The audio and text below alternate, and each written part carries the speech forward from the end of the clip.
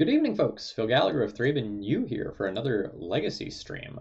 Today we have a rather interesting viewer-submitted deck list. I got an email a couple of days ago from a viewer from, I want to say it was Denmark. I didn't double check. Who was a little bummed about not being able to play some paper Magic and not being able to tweak their brew. So they shipped me this deck to see kind of what I thought of it, and we're going to run it through a league and then make some suggestions for possible changes. So we're going to be playing kind of a Sylvan Plug Stax style deck. It doesn't quite have a lot of the elements of Sylvan Plug, but this is kind of a baseline green Stompy deck. And so you're going to see some similarities here. So what's kind of the goal? You really want to be exhausting your opponent's resources, especially their lands, via either Wasteland Recursion off of Ramunap Excavator or off of Smokestacks. So in case you're not familiar with this Legacy All-Star of ages past, at the beginning of your upkeep, you can put a soot counter on it. And at the beginning of each player's upkeep, that player sacrifices a permanent for each soot counter on Smokestacks. So the way this is going to work is if you stack your triggers well, you put the one that adds a counter on it on bottom, and the one that makes you sacrifice on top. So in your first upkeep after controlling Smokestacks, you don't sacrifice anything, but then you put a counter on it, and your opponent is the one who has to sacrifice first. Well, if you're able to continue to deploy a whole bunch of lands, say via Ramunap Excavator or via like Courser of Krufix, letting you play lands off the top of your library, or if you have some things that are not super relevant that you can just sacrifice, like, oh, I don't know, some clue tokens or something like that, you can actually do quite a bit of damage with a smokestack. And when the thing's gotten out of control, you can just kind of sacrifice it to itself and just kind of stop with that. So I shot a couple of emails back and forth with the donor. I believe it was Josh J. And I had some concerns about the deck list. So I'm going to just kind of say some of my concerns now, and we'll see if they actually hold true over the course of the stream. So, number one, I'm worried about the white cards in the sideboard not being consistently castable. They're really in there as green sun targets. It just can be pretty awkward if you draw them because you have exactly 4 Mox Diamonds to cast them, unless you could do something like Dryad so they can produce white. Does this produce any color? No, it produces red or green. Yeah. Number 2, I'm a little worried about the red count for Punishing Fire. The original deck list had one more City of Traders and I think one more Forest. And the only change I made going into this was adding 2 Taiga to make it so that I have more red sources, so that and Clothis are actually hard castable a better portion of the time. I was just a little too worried to run the list with that change, and I got that approved. Everything else, though, he said just kind of wait on it and see how it plays out. I'm a little worried about some other things. Sometimes the Ancient Tomb City of Traders style decks have trouble casting things that have multiple colored pips in them. So I wouldn't be surprised if we have opening hands that like can't cast a Courser or a Clothis. I see that being an issue. We do have a lot of colorless lands. We have 4 Ancient Tombs, 2 Cities, 2 Ghost Quarters, and 4 Wastelands. I wonder if our land count is low? A lot of times these decks run something closer to 26. This does have a whole bunch of Ramunap excavators to buy some of those back, and some Tireless Trackers as card draw, so maybe it's okay. But that's also something that I'm thinking about.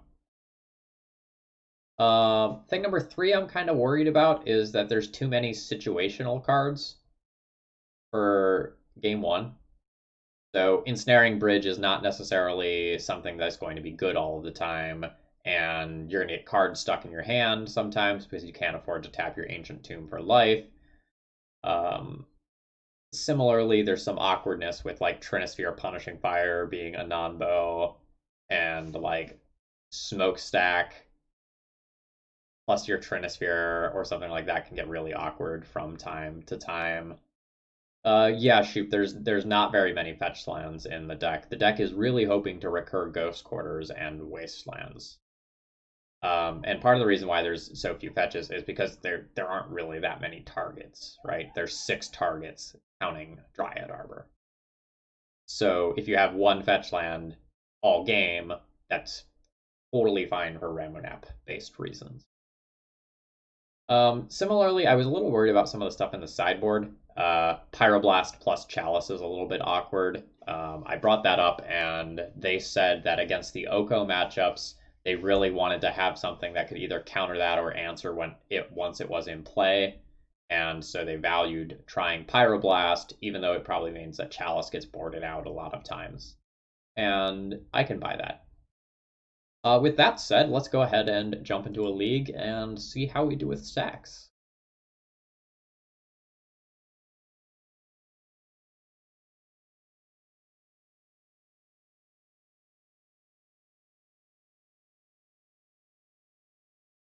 Oh, we're gonna need the luck, but we're also going to have fun. All right, and now that I'm through the deck check, let me just like double check the name of the donor. I got 2 donations right around the same time, so I want to make sure I didn't mess them up. Carl J. This one was from Carl J.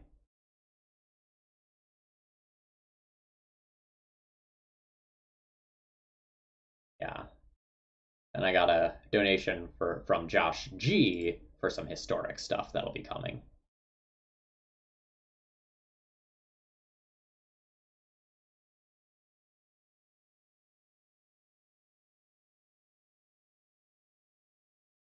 Yeah, so I got a historic donation for Arena. Someone essentially bought me some cards so that I could try out another deck on Arena. So there will be some green-white content coming to the YouTube, I think tomorrow, and then I'll probably stream with it once or twice this week, or like stream with it once and do another video with it.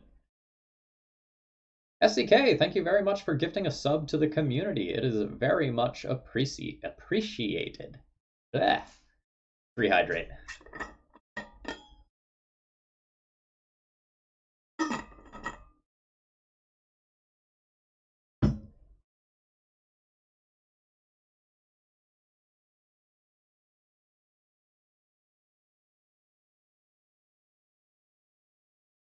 Jaspa, enjoy your emotes. Got some good ones.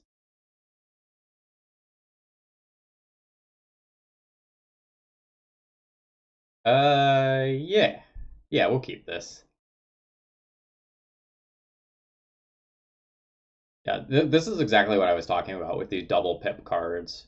This Courser is uncastable with this hand.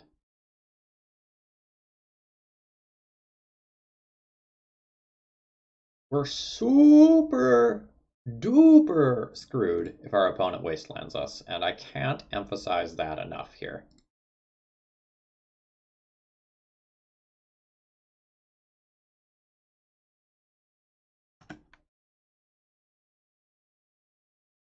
There's a world where I could have considered casting a Chalice on 0,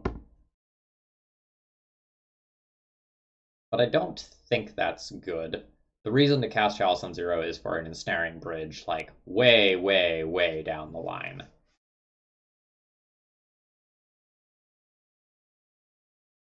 Oh, we win.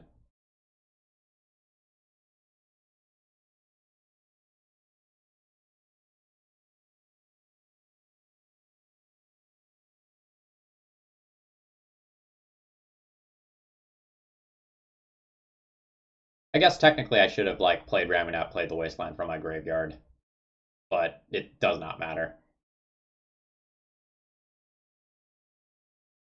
Yeah, humans can run Wasteland.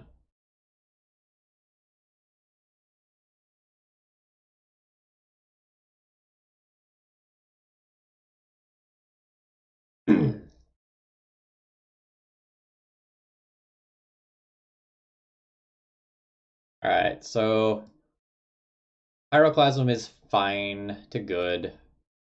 Same with Fire Spout. Which color do I have to do to hit the ground stuff? Red. Okay. Fire Spout is only okay.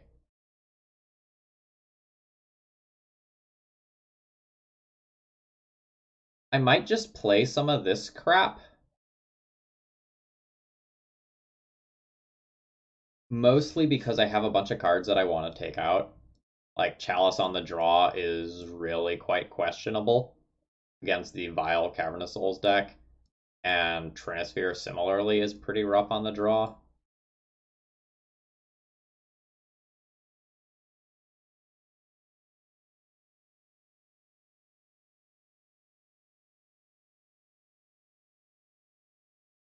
I think I'm supposed to play Trinisphere and maybe Chalice on the play, but I think on the draw, I'm just gonna like play a bunch of goodies here, see what happens.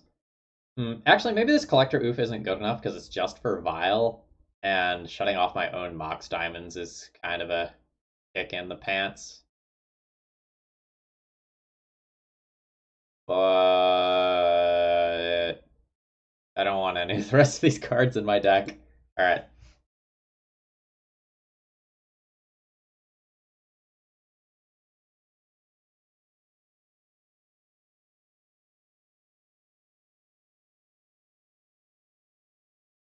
Alright.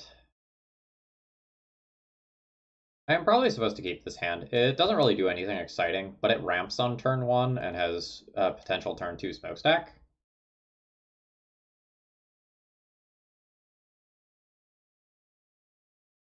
And smokestack into Ramunap is cool. Everyone loves it.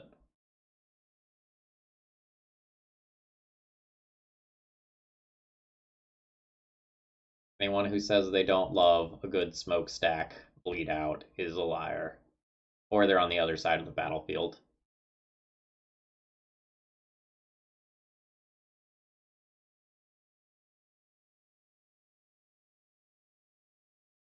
Thank you. I think I'm going to need the luck on the draw, because like a Thalia or a Kitesail Freebooter coming down right now is a little rough. Ooh, this is quite good.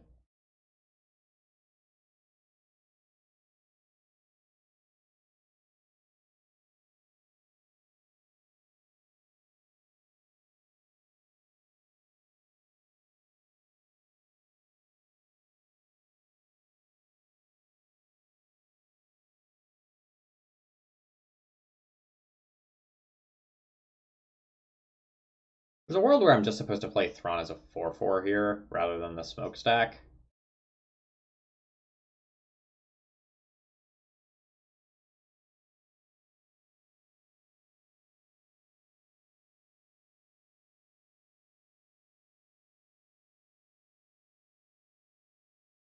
But I just really don't want to lose this smokestack.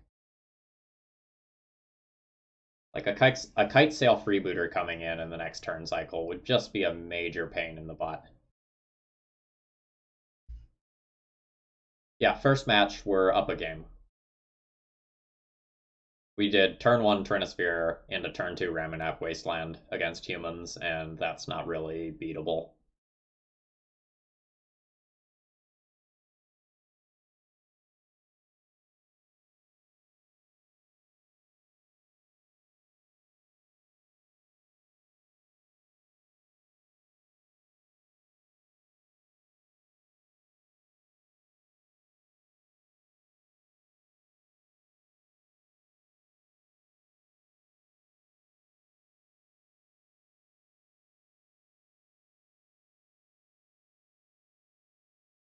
Alright, so Soot counter 1 goes on bottom.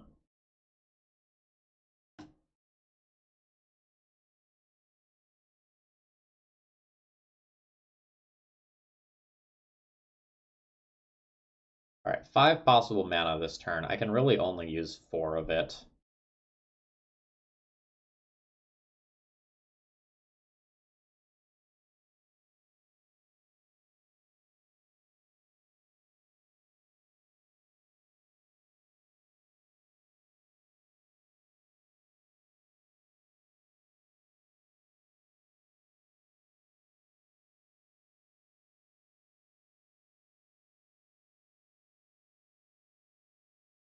I think I'm just going to call that good.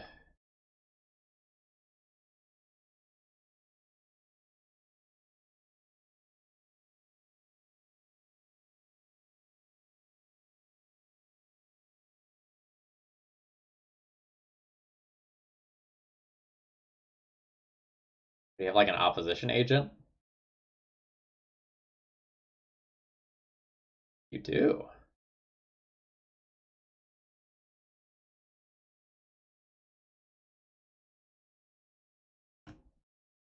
Do not want to always yield to Smokestack. That seems like it would be bad.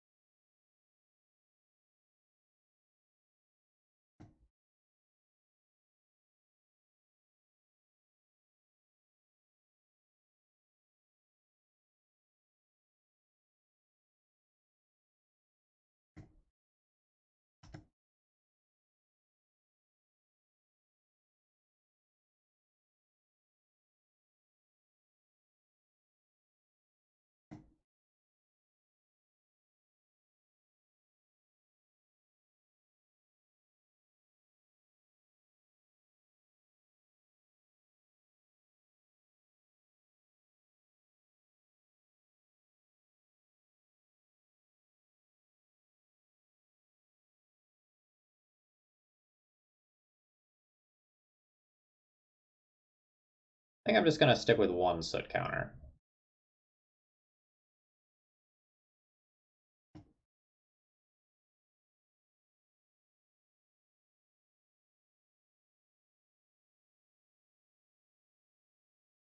I could go up to 2 and then sacrifice like Smokestack and a land next turn or the following turn. Oh, Clothis is pretty good.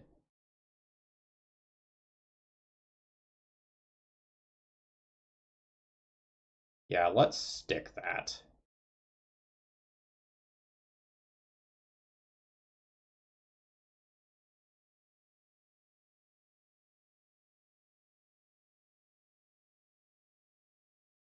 Headshot Catcher. Obviously, it wasn't a good showing for the card,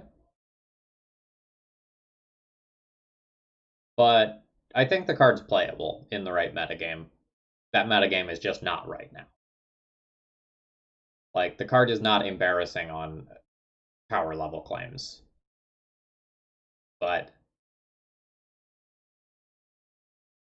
as long as Oko is legal in the format, I don't know that that's viable.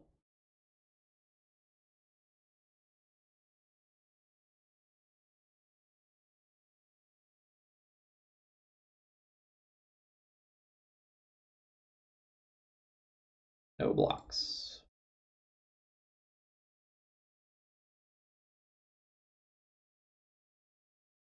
What am I sacrificing?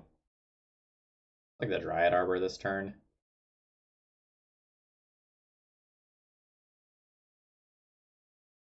I kind of want to chump block with the Dryad Arbor.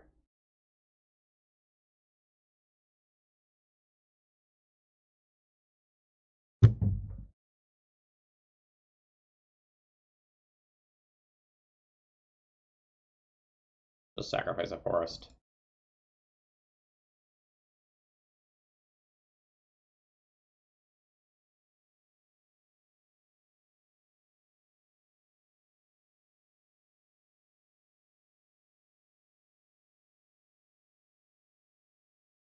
I also just play Thrun, trade Thrun for this.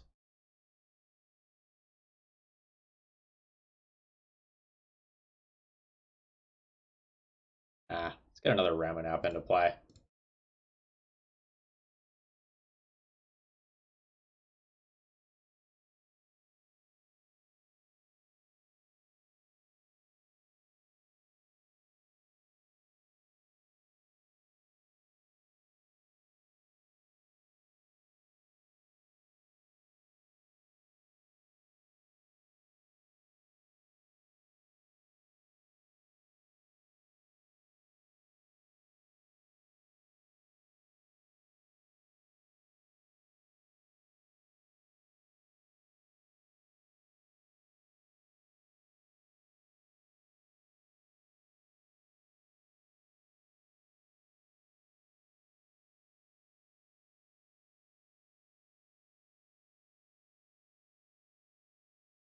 I want to trade a Ramunap for this sucker.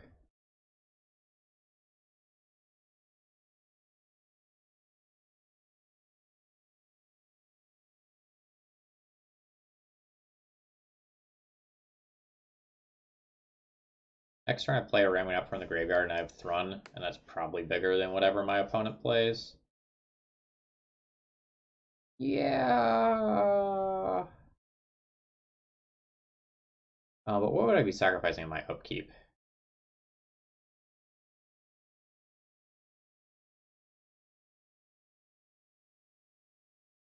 I'm just going to take this hit.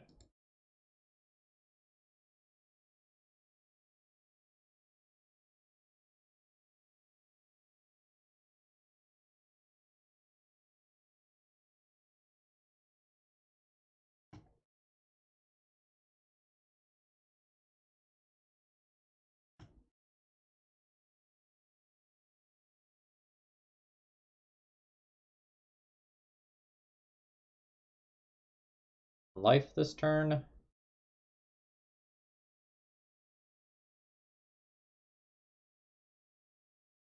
Nah, I'll take mana.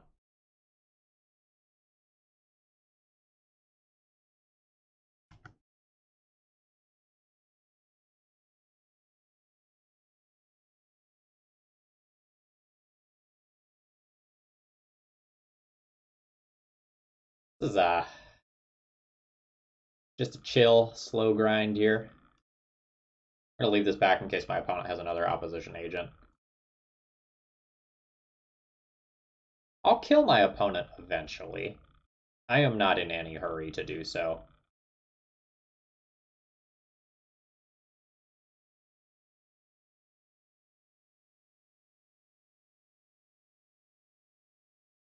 I was Containment Priest instead.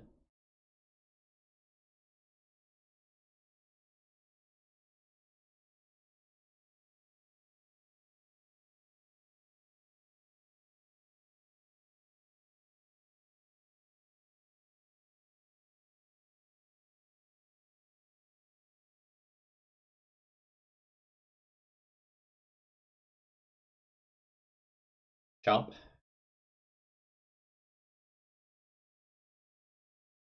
Really, I need some more permanents.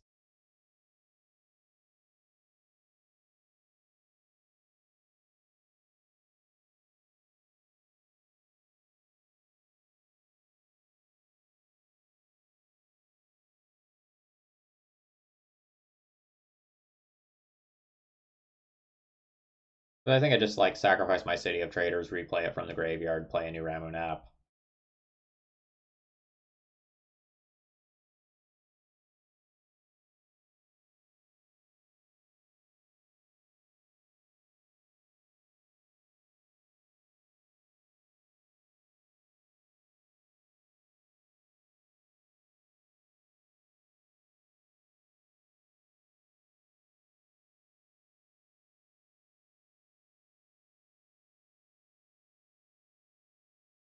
Bridge isn't really good right now.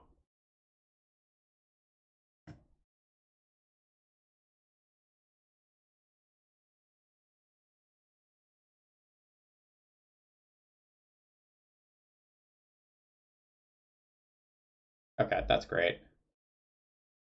I'll go 1, 2, 3, play a Tireless Tracker. So let's turn this into some health.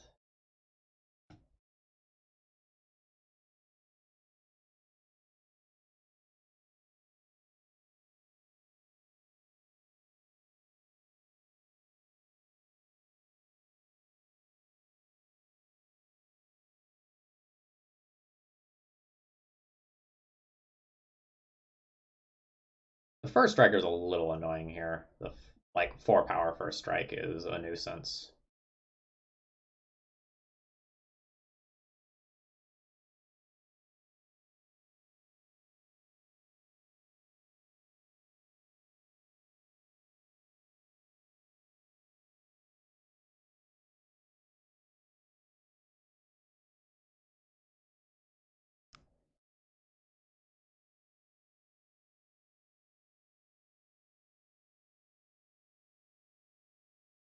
I think I'm gonna just kill myself if I tick up the smokestack.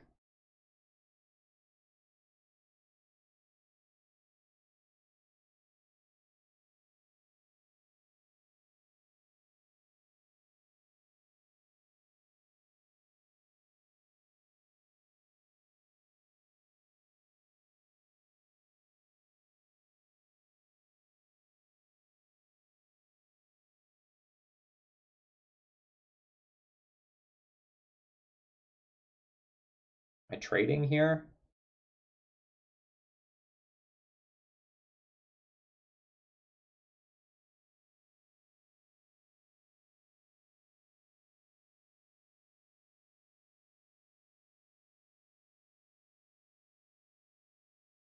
No, I'm not gonna trade.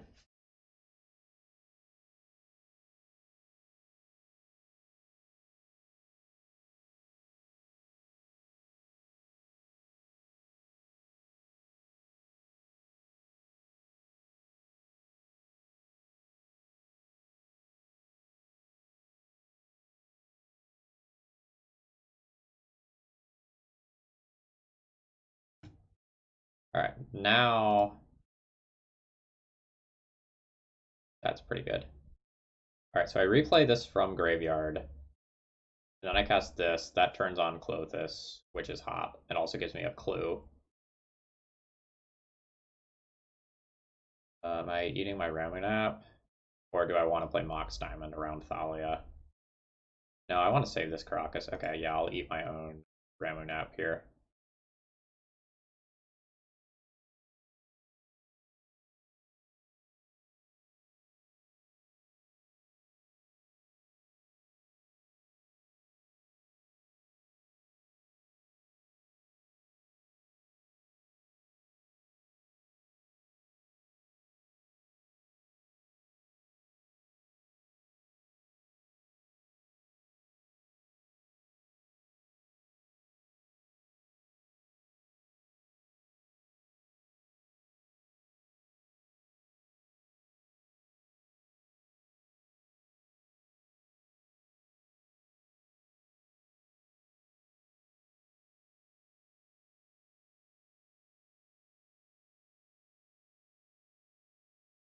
This is, ooh.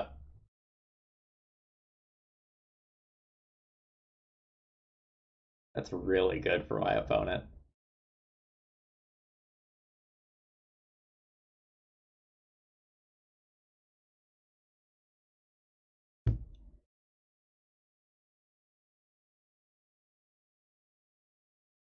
Double block with Ramunaps, just take that off the table. Or just trade the Thrun.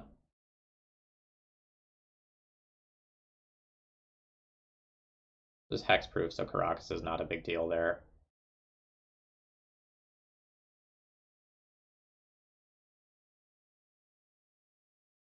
One card's probably not Path.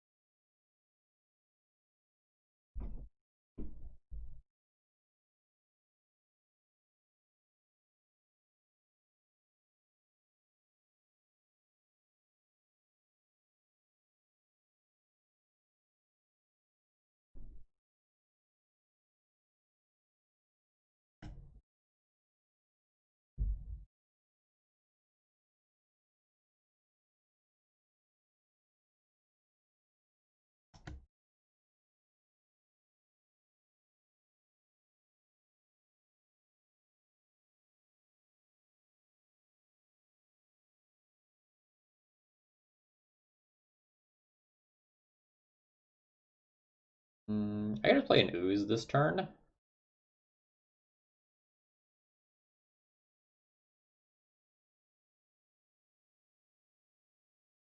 think an Ooze this turn is probably fine.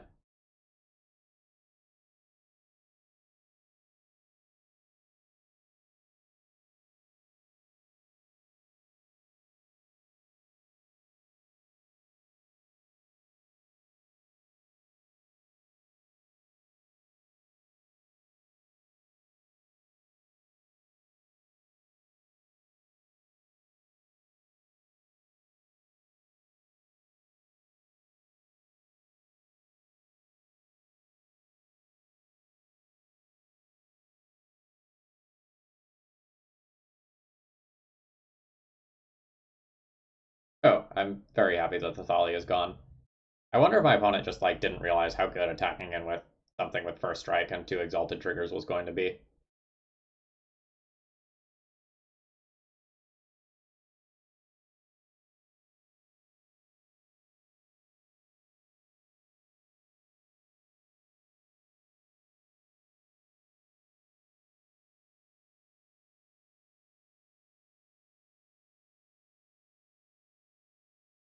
Hmm.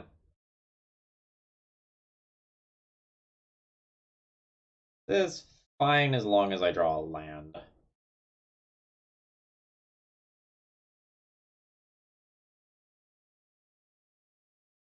Literally any land in this is fine.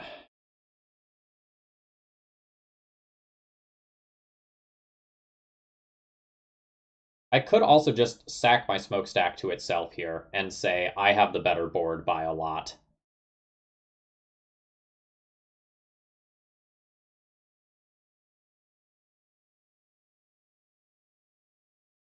Like stack these two, play Mox Diamond, eat twice, crash in for 12.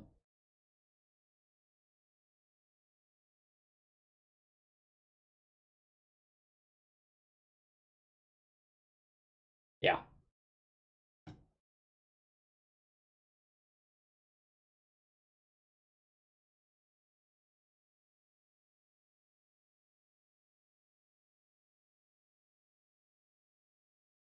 Okay. Cool. And I could have active Clothis next turn as well, but Caracas. Okay, so I think I go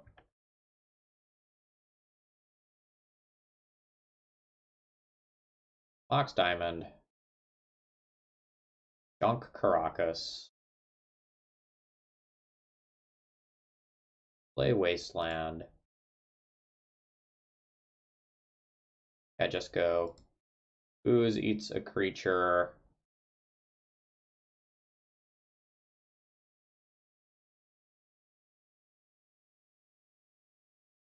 I think I'll go Ooze eats a creature a second time rather than cracked the clue.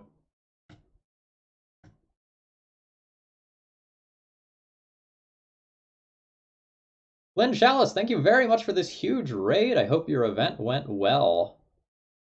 Okay, so my opponent can't play Rick and also kill me here. So I think I'm just going to crash in with everyone and try to turn the corner. For everyone who's just tuning in, hello, I'm Phil Gallagher of ThrabenU. We are playing red-green Stax versus humans. We are up a game, and we've probably finished this one off. We'll see. It's going to be a little close. For the handful of you who just followed, thank you very much, and I hope you're in the mood for some shenanigans. Today is going to be rather ridiculous. The first tribute, Nightmare Apple 8. Marcus, Arbiter for MTG, thank you all very much for following. Ooh, a Deputy of Detention is solid here.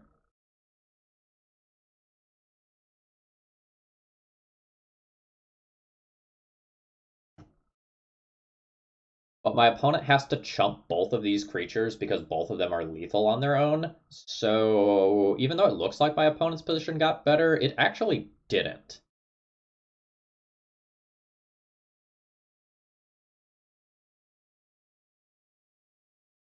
TESGs, so they had no cards in hand, so they couldn't have both Rick and land on their next turn, which is why I didn't waste.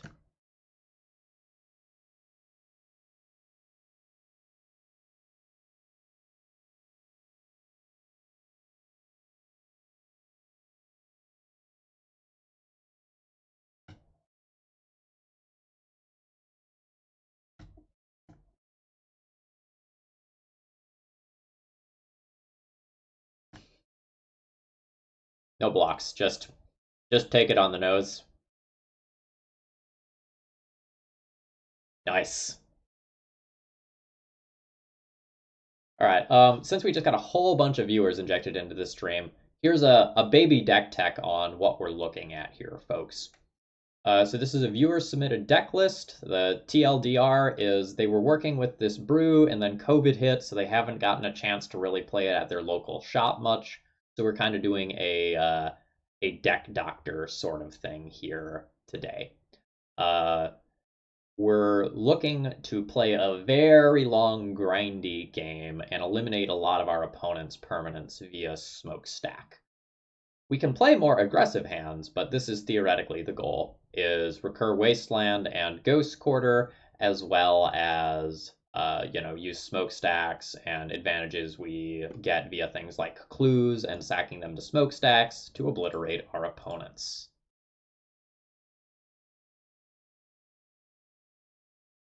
Yeah, the deck is really cool. We'll see if it has legs.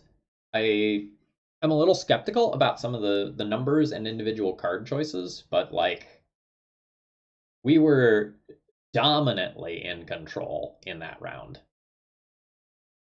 Or Valakut Awakening. Oh, the double face card. All right. Luan Bragg AX, Bolt de Burb. Thank you very much for following and welcome to the stream. I mean, what's not to like about a lizard wizard? I dig the end rhyme.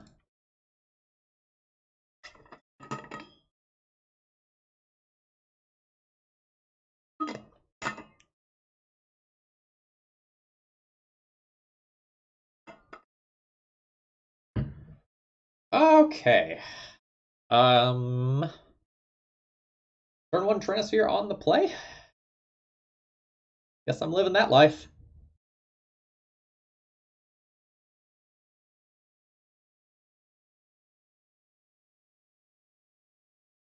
This hand, like the last one, is in real bad shape if our opponent just lets Trinisphere resolve and then I get wastelanded. But three ball. So good they only let you have one in vintage.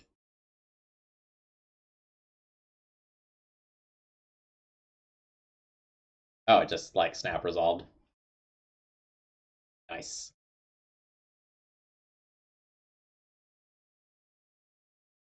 Okay, I can green sun for X equals 2, or I can just cast one of my 3 drops. 2 gets me Ooze or Dryad Arbor, which is eh. I want to catch this for X equals 3 to get a Ramu Nap. So let's just play something that doesn't die to a Bolt.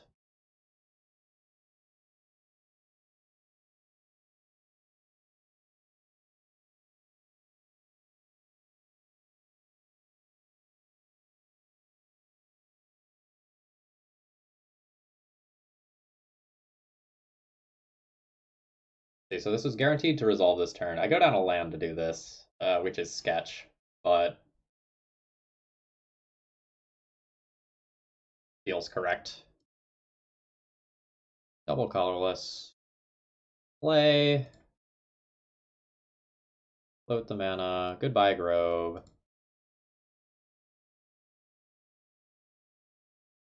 X is currently 3. Done. Get Ramunap. I could Mad Lad and get Clothis.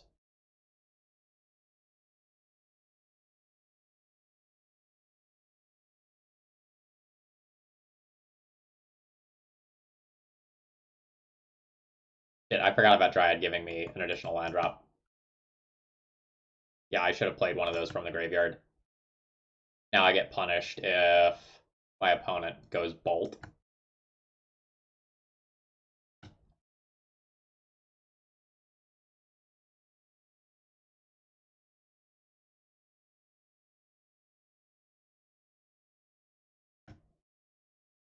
Bug Elves with Oko? Or some sort of Alurin deck, maybe?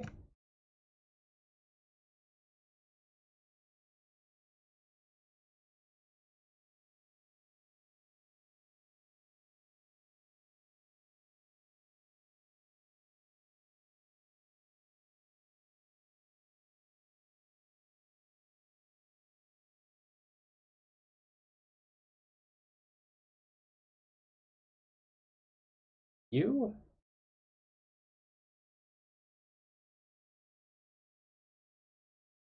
Yeah, I think I go with you.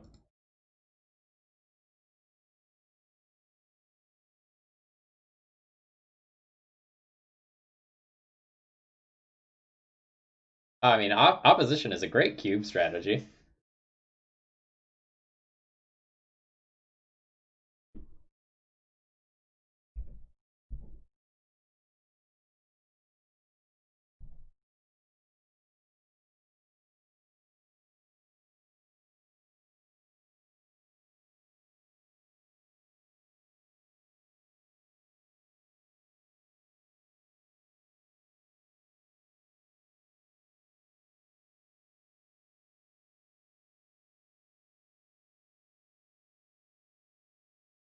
This could be anything.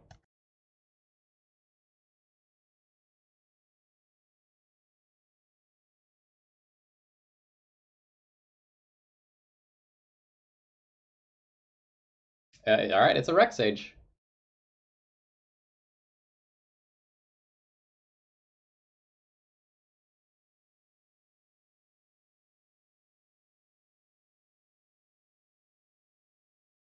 I don't think we need to eat this land, but in fact, maybe I shouldn't because of my own Clothis.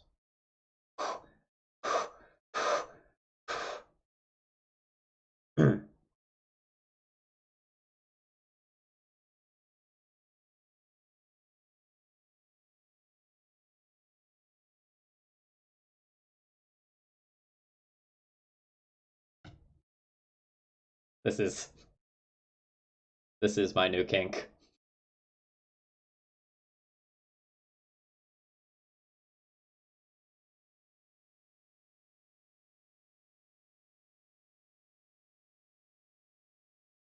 I don't really like need to play this,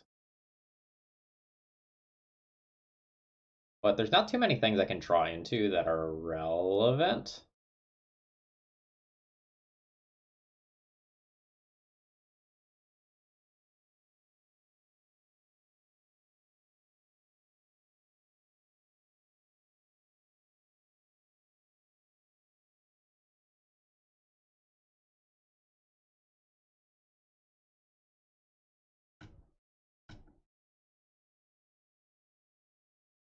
Yeah, we this is the rare it's good for City of Traders to die situation.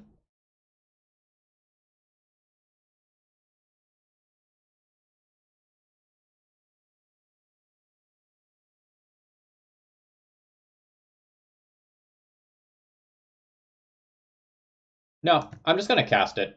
It like if my opponent is an Alurin deck, I think I think it's more likely that my opponent is an Elves deck that is splashing heavily than it is that they're an Alurin deck. And if they were an Alurin deck, they could have played the Alurin last turn.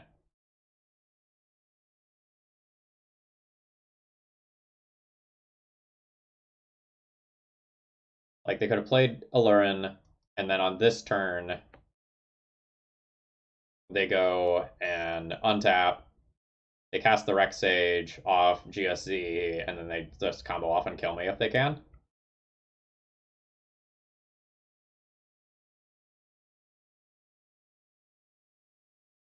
Luan, Bragg, AX, thank you very much for following. Oh, nope, I got noises for something else. It wasn't you. I already talked about you.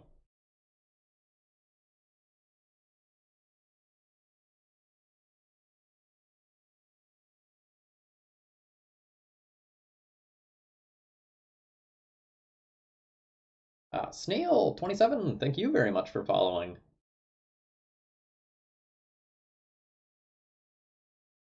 Yeah, but have you read the card, Oko? It it goes into everything. It is just one of those cards that is just so generically powerful on its own that you just throw it in decks and it does work. Nils, yep, thank you very much for your for following, and Felchmaster, thank you very much. You're up to 30 months now. It's basically forever.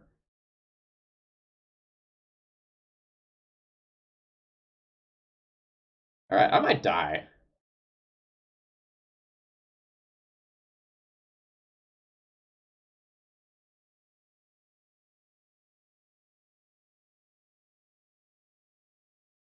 Math sounds like something that's going to be for my opponent to figure out. But I might just die from 20 to Allosaurus Shepherd.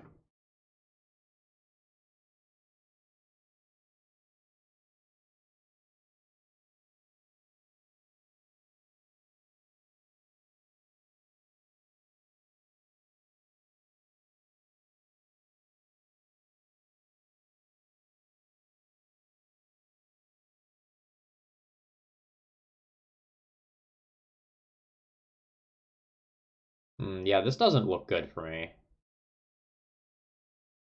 Can't put a land into the graveyard to keep doing things with ThrabenU. I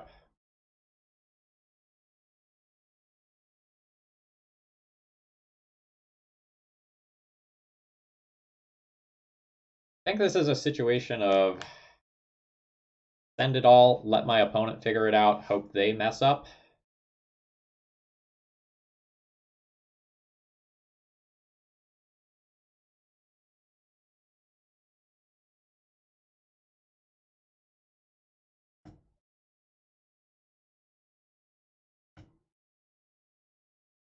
But I am not going to win this defensive war against an Allosaurus Shepherd and this many creatures.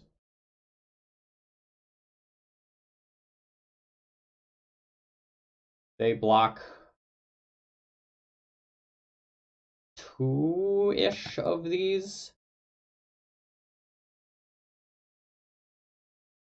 And then they can take just short of lethal damage. I guess it kind of depends on whether or not they want to play around Grove of the Burnwells to the face, killing them. Because I am absolutely representing having that.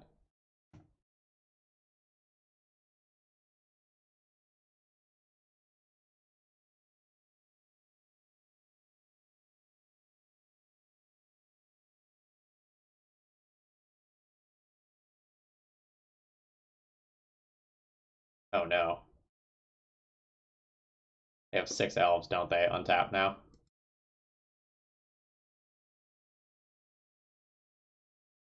Shit.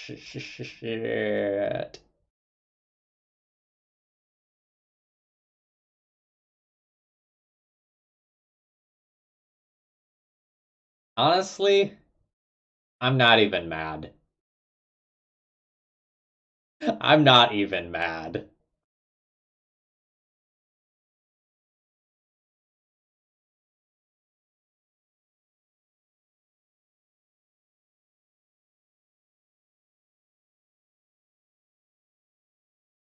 Alright, didn't really expect to lose that game. I do want to commend my opponent's sequencing on their turn. They strung together a lot of lines really well to put themselves into the situation that they did. And Felchmaster, now that I have a minute, thank you very much for throwing those subs around to the community. I very much appreciate it. Alright, so we get 2 sweeper effects. Wording on this. Spells and abilities your opponent's control can't cause you to sacrifice permanents. Alright, that doesn't stop a natural order.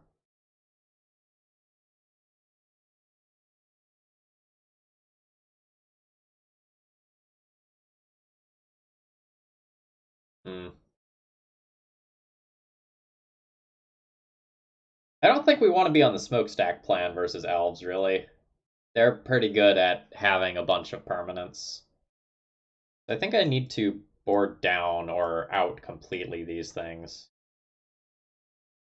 I don't hate the ability to have just a 5/5 tutorable flyer for when we get into board stall situations.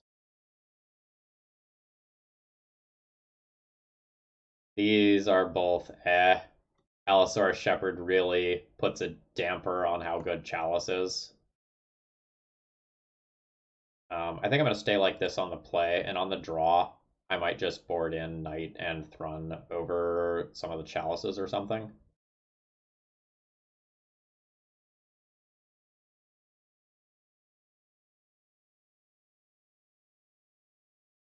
All right.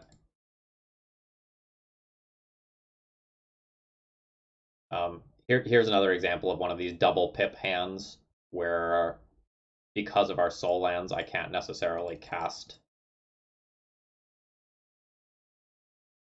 some of the cards in my hand.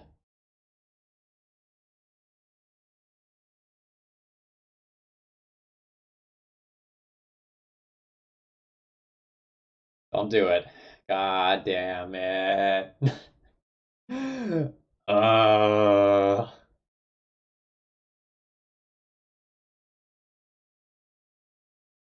this hurts.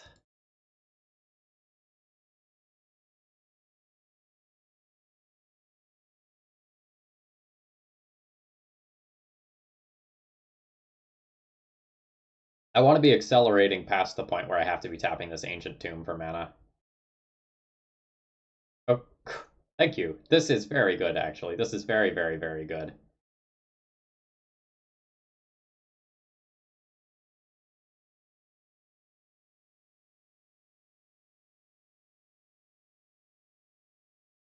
I can Trinisphere in the face of my opponent's Cradle.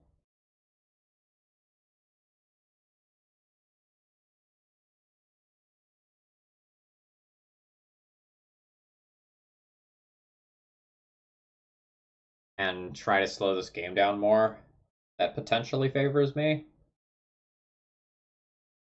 But some things can get a little awkward. I think I go for it.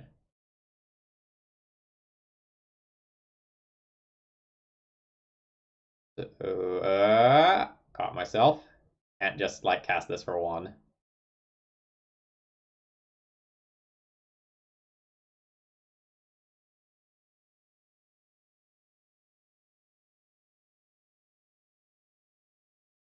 The next turn I will probably cast Clothis.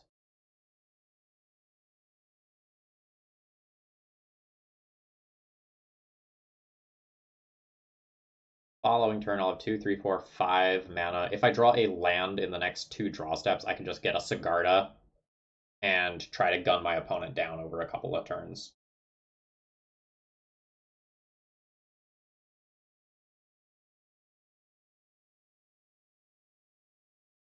I shouldn't be auto-yielding because I want to return Punishing Fire at my opponent's end step.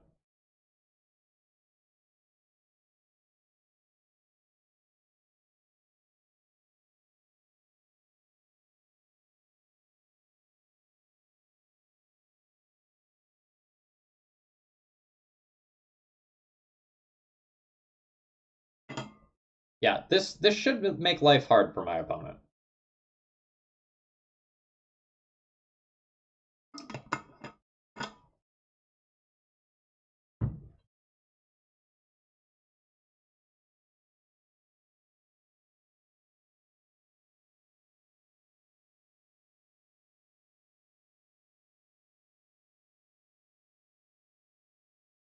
Uh, Fetch land for Dryad Arbor is kind of interesting.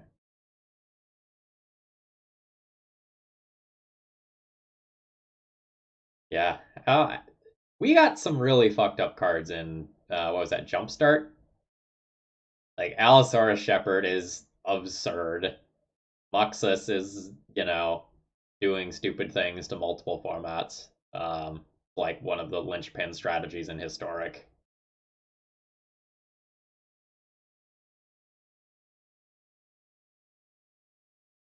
And I think Elves is one of the better, like, sleeper legacy picks right now. Like, the fact that your Green Suns can fish out your win condition for 2 mana is just brutal.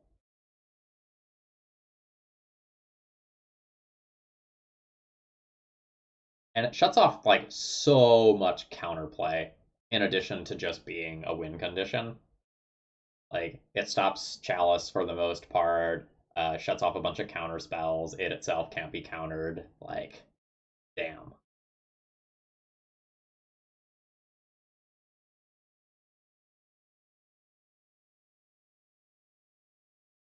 Our opponent may have lost connection or something. I don't have a disconnect message from them yet, but it seems likely that their connection dropped.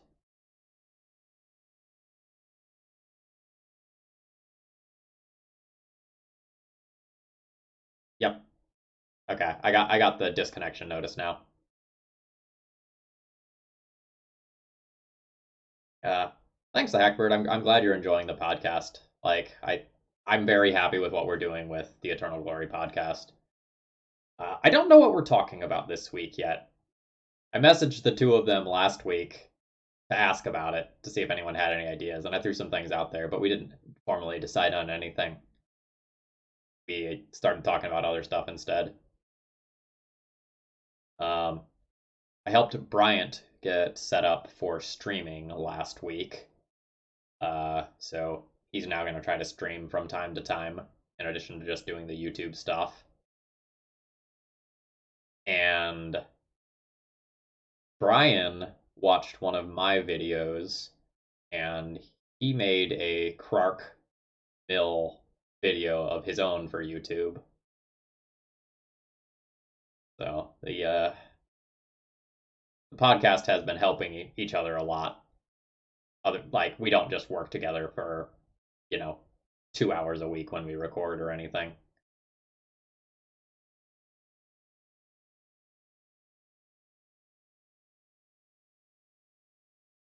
Oh yeah, we play we play a lot of Magic between the three of us. Like holy crap. I think I'm up to 30 Kaladesh remastered drafts or something like that. What I've been doing in my spare time. I'm also learning Historic.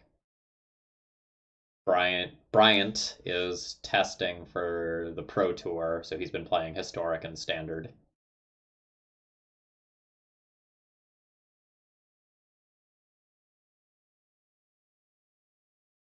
And I know Brian's been playing some Legacy. He's recorded another interesting Urza video. I won't spoil the exact content, but it's going live later tonight, I think, or maybe tomorrow morning, on his Bosch and Roll channel on YouTube, and it should be pretty good. The deck list is spicy. I'll give you one card in it. Maze Mind Tome. Is Hullbreacher the real deal in Legacy? Uh, Unsure. It is seeing a lot of vintage play, but I don't think people have figured out where it's supposed to go, and I also think everyone is prepared for it. So if you look at current vintage decks, there's more like Pyroblasts and Lightning Bolts and stuff that actually answers that card main deck than I've seen in quite some time. The leagues were supposedly pretty full of like Hullbreacher wheel decks for a couple of days, but I think people decided those decks were not as good as they looked. So I have a deck that I want to try. I'm gonna have to borrow cards from someone. But I brewed this. No, I brewed this. Ignore the sideboard. The sideboard is not ready yet. But I want to try a deck like this one that kind of takes on the Hate Bear shell with Hull Breachers and Opposition Agents as sort of the top end of the curve. I think it'd be pretty gross.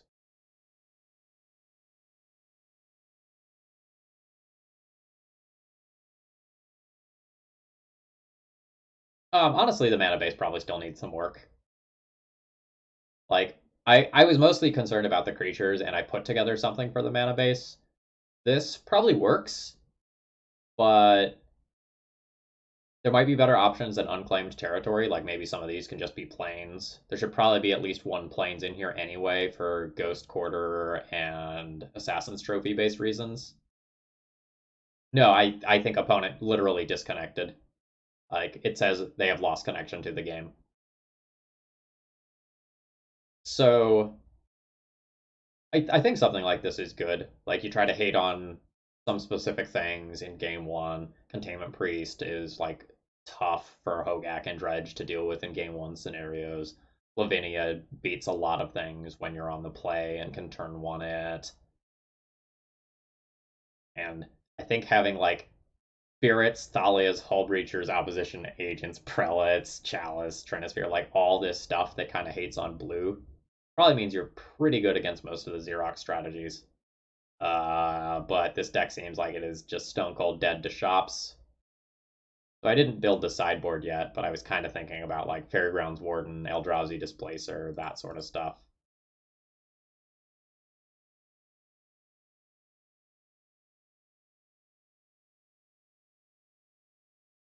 Nope. Most people refuse to test Luminarch Aspirant. It's cool. I'm just playing that card in like 5 formats because it's great.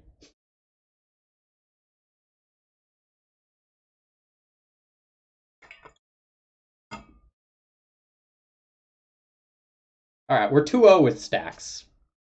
We beat Elves very handily.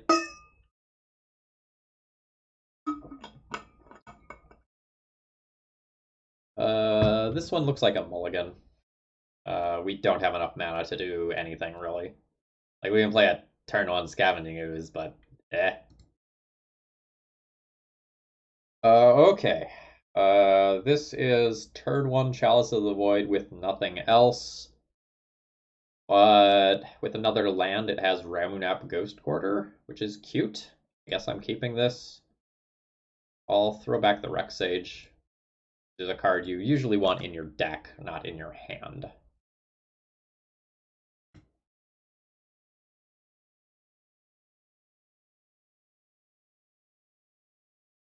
Oh. My hand got a lot worse. A lot worse. I've now lost my proactive turn 1 play.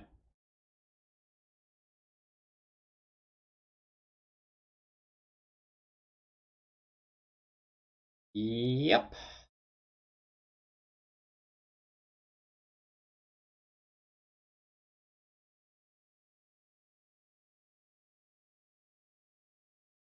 I don't think I'm going to cast the Mox Diamond this turn. Oh, man. Oh, man. We got him.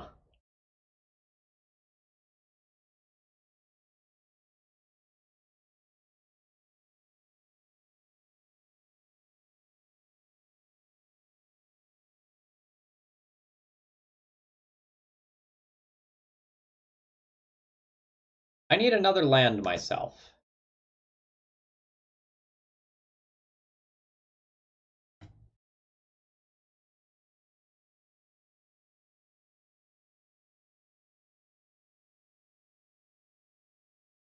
Well, all right. I think this is an opportunity where we go ahead and Ghost Quarter our own Ghost Quarter. Yes, I would like to do that.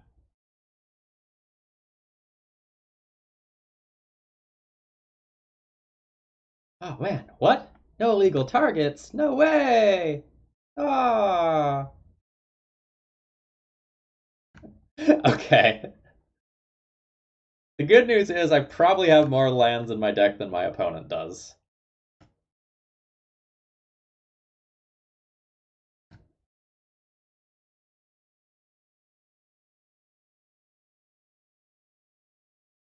Exciting game of Magic here. Okay. This is like this Mox Diamond here is like so oddly good.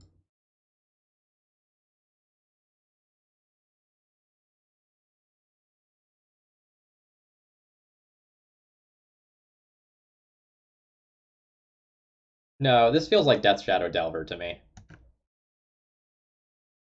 Yeah, and they pitched a Delver there. The Wastelands wouldn't be very typical of Doomsday.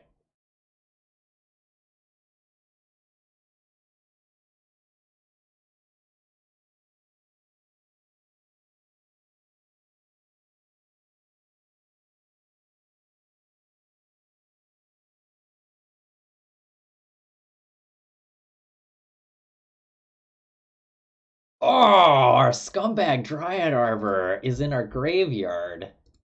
Oh no. So I can't get anything with this until x equals 2 now.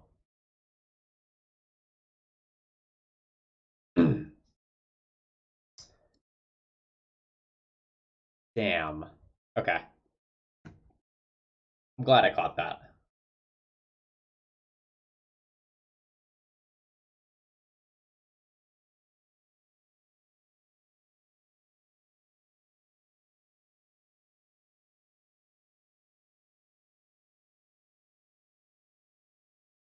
Oh, that was the worst card in my hand.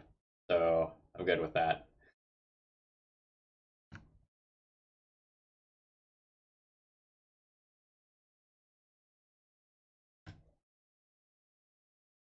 How could they know though, right? Like,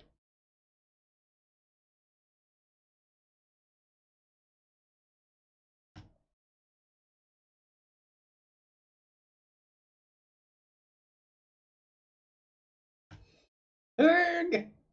Erg! Uh, I also like can't complain about not drawing lands because there's one, two, three, four of them in the graveyard.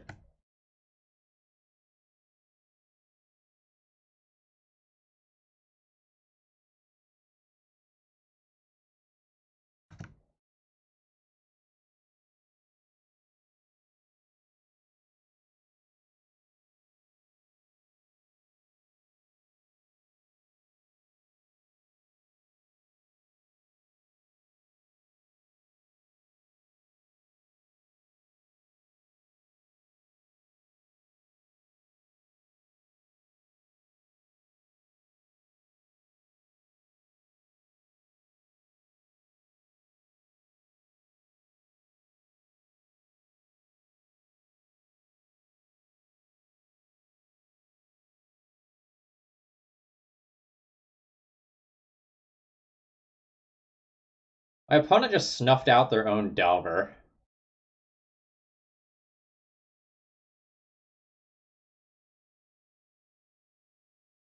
All right, we died.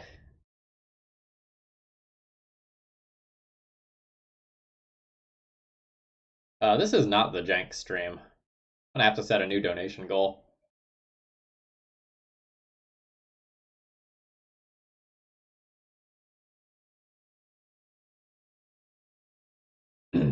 um,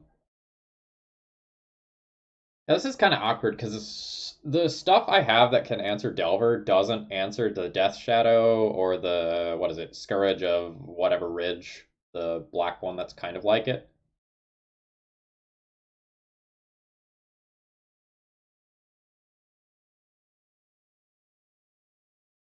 I think I like the ability to tutor up something that regenerates. Yes, Scourge of the Skyclaves. There we go. I like something that regenerates.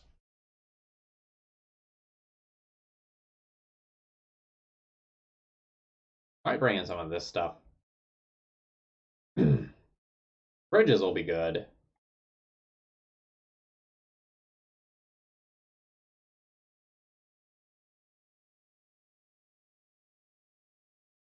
So on the draw, I'll probably board out my Trinispheres. I'm not sure what I'm supposed to board out when I'm on the play.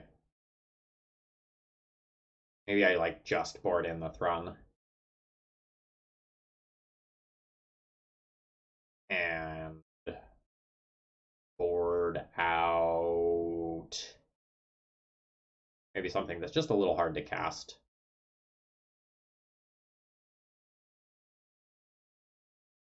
Yeah, I need Clothis for the life gain to offset things like Ancient Tomb and early Delver hits. Oh yeah, Rex Ages, Garbo. We'll keep Courser in. On the draw, I'll go like Knight, Sigarda, land, maybe, over the Trinispheres. This is one land away from greatness. This is greatness.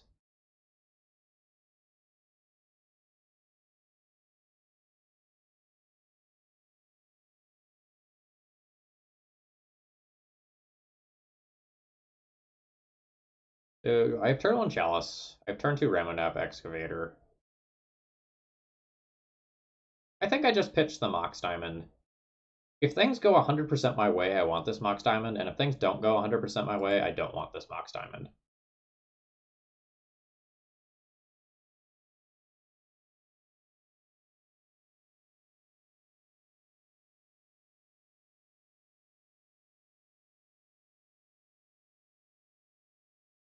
Alright, that does a lot of damage to my opponent's deck.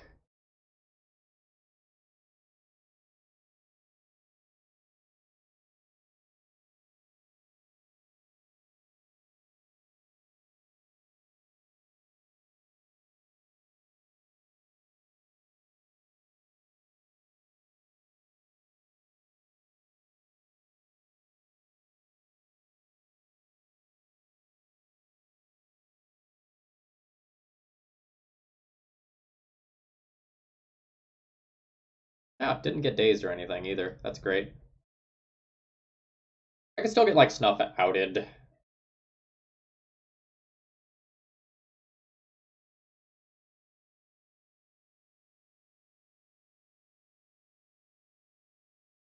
Oh, Green Sun's quite good.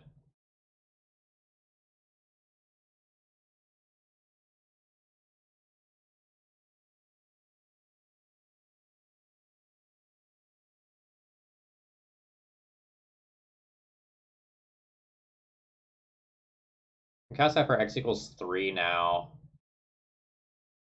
I think I just want to try to put the Clothis in play. I can put it in play right now around a daze. Try doing that.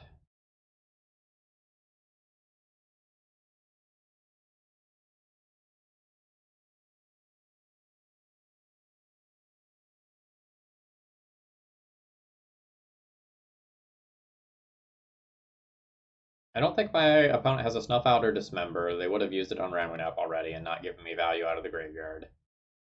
I kind of didn't think they had a counterspell as of turn 1, or this would have gone. So I might have just stranded most or all of their hand. Oh?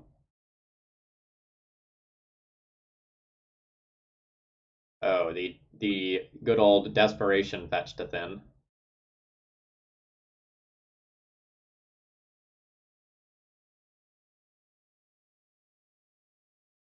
Oh, that's not a great draw. All right, so I have 1, 2, 3, 4, 5. I could have 6. I could Green Sun for X equals 6 and dump a Sigarda into play. Seems fine. Is that in? No. That's in the board. Okay, then let's just drain.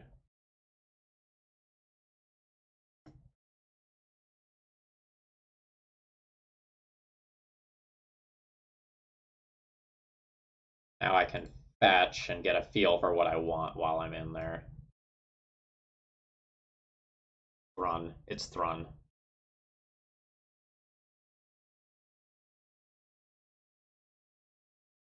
I guess I open this up to daze.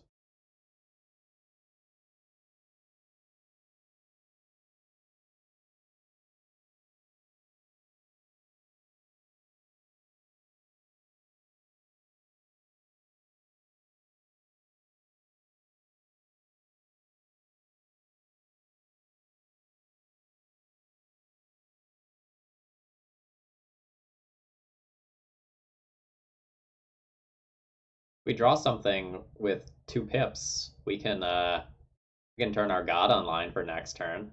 That'd be cool. All right. So historically, with these sorts of decks, I do not like Trinisphere on the draw. I think I'm just going to put another land in and 2 more creatures. It's possible I should bring in some other answer to Delver, like Pyroclasm or Fire Spout. But since they're not really good against the Death Shadows and the Scourges, I don't think that's super correct.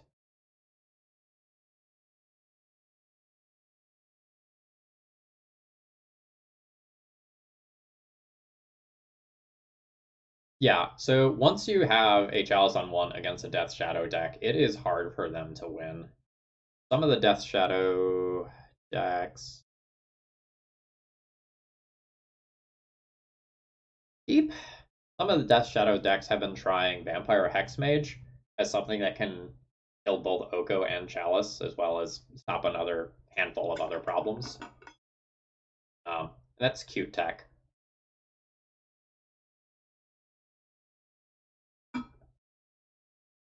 The deck has tried some weird things in the past.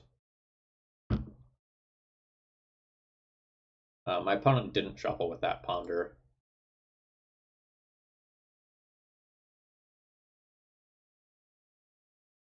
Throne of Geth, for example, was played in a handful of the builds as a way to answer Chalice of the Void on one.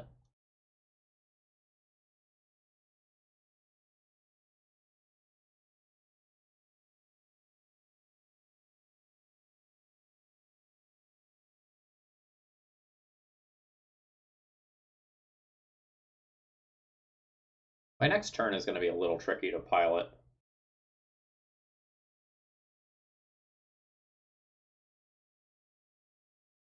Submerge.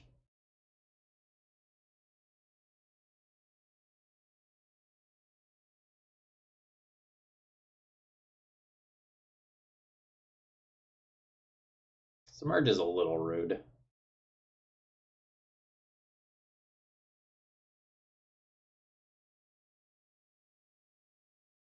Feels like my opponent is going to have a counterspell for this, but make them have it.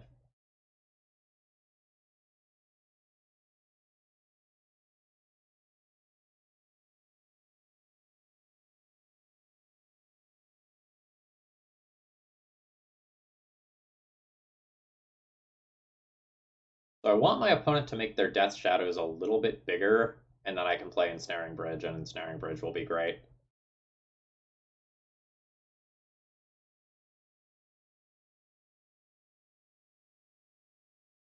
Yep.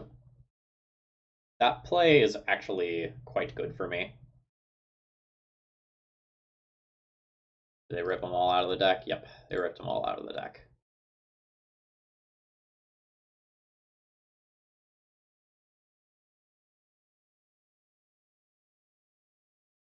So now I will go Mox Diamond, discard the Dryad Arbor, play Caracas, play Ensnaring Bridge around Daze. It resolves. And I don't think I want to wasteland my opponent. I think I just want to be able to play another Ensnaring Bridge around a Daze.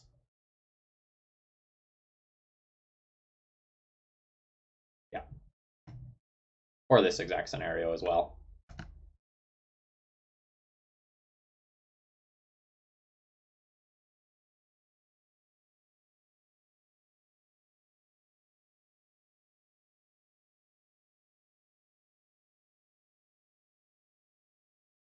My opponent has an Echoing Truth. It hits both bridges.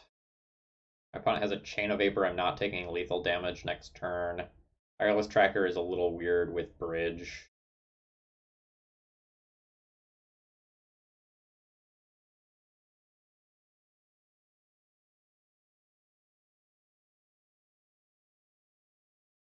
If I play a creature, my creature can get submerged. I'm going to play the other bridge into a Daze, I guess.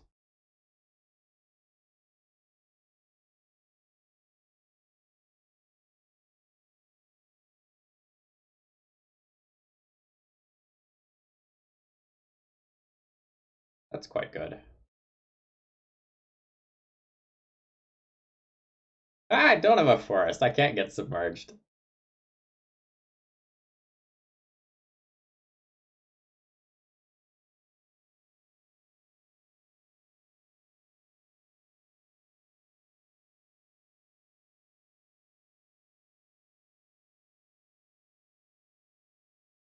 All right. You have snuffed out my creature successfully. That's fine.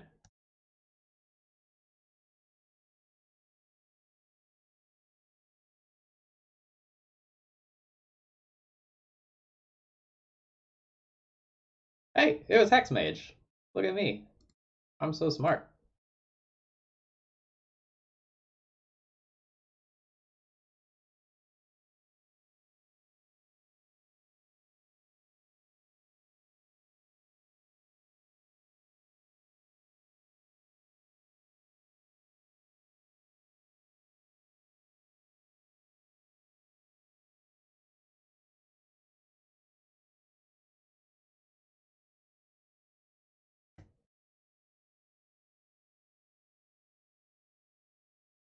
How do I just blow this up? Maybe now I blow this up.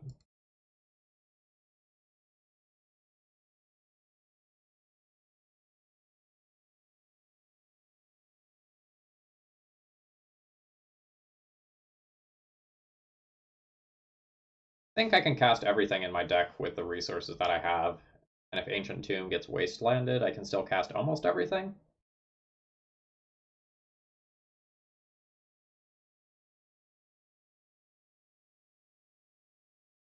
I don't need to play this. Wait a turn. My opponent has no 1/1s.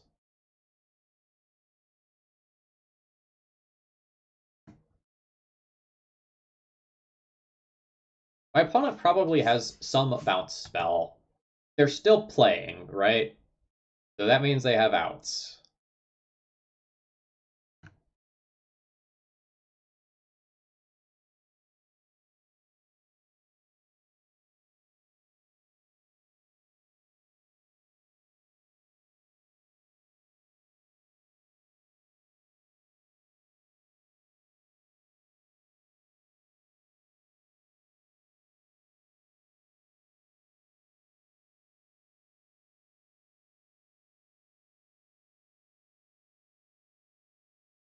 Let me eat that graveyard, though.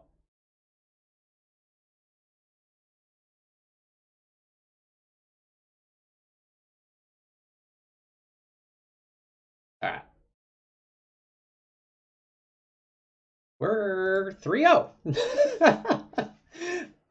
Don't know that I expected to be at 3-0 with this deck. We've had some really weird games.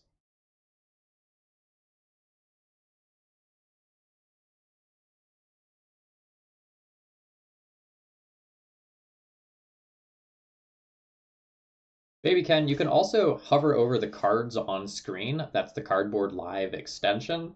And if you want a visual look at the deck, you can do it that way as well.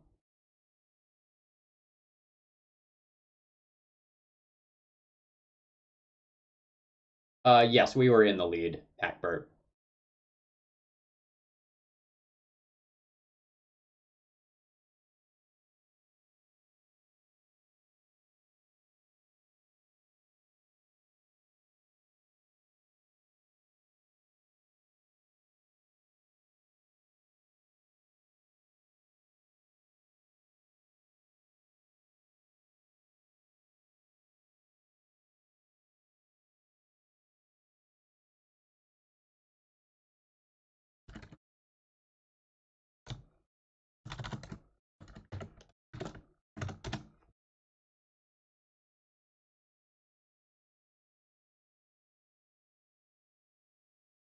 I'm gonna keep this.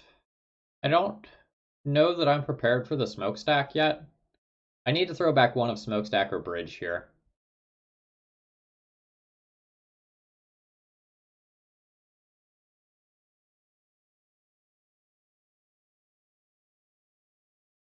I guess I'll make it bridge. Oh shit. Famous last words. We pitched the wrong card.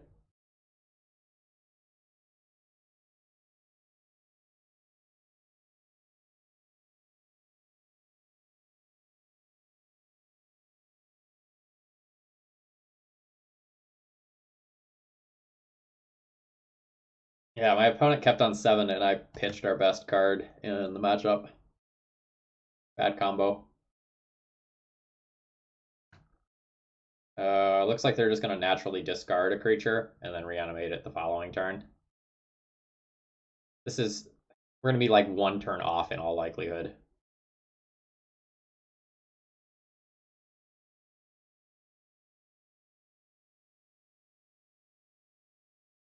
So I'm going to cast this. It breaks the Chancellors.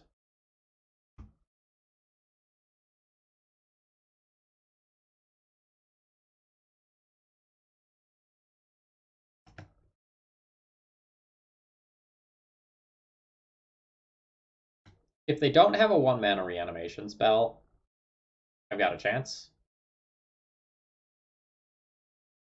Uh-oh. Uh-oh.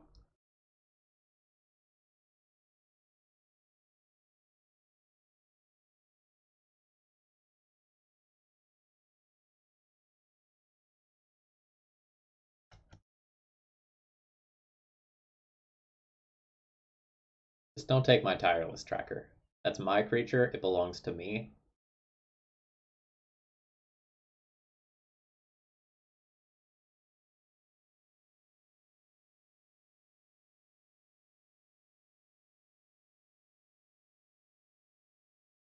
Okay.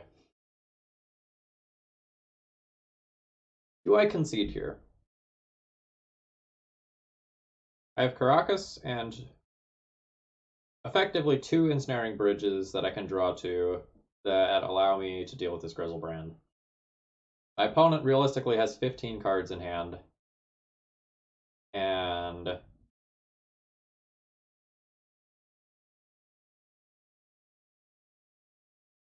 no, I don't think I scoop.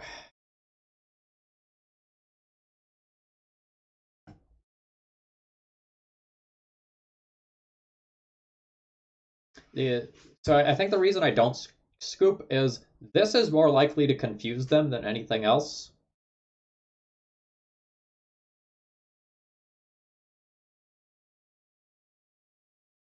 I get 2 turns to draw Ensnaring Bridge.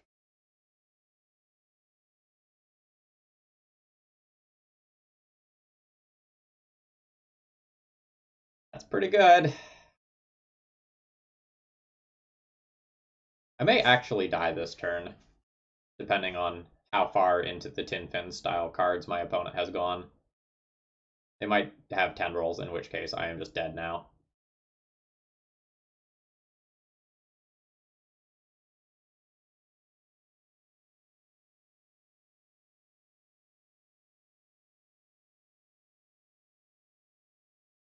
Bolt the Burb. I think at least some amount of my viewers get satisfaction from Children of Corliss. So I think I'm gonna let them do their thing. Plus, who knows? Like they might deck themselves or something.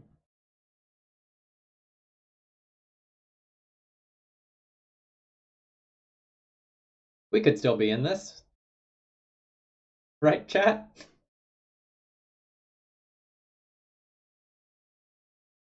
Tendrils could be the bottom card of their library.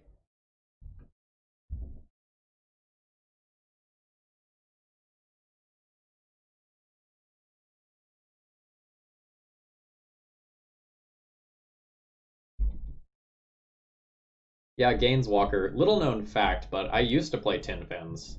I owned that deck in paper. I played it a lot at my local store. Back when I lived in Roanoke. Animate Dead targeting Chancellor. You know what? Ensnaring Bridge is still live off the top. Oh, is that another Chancellor? Well, now it has to be land followed by Ensnaring Bridge in that order. And the Tendrils has to be in the bottom few cards of my opponent's deck.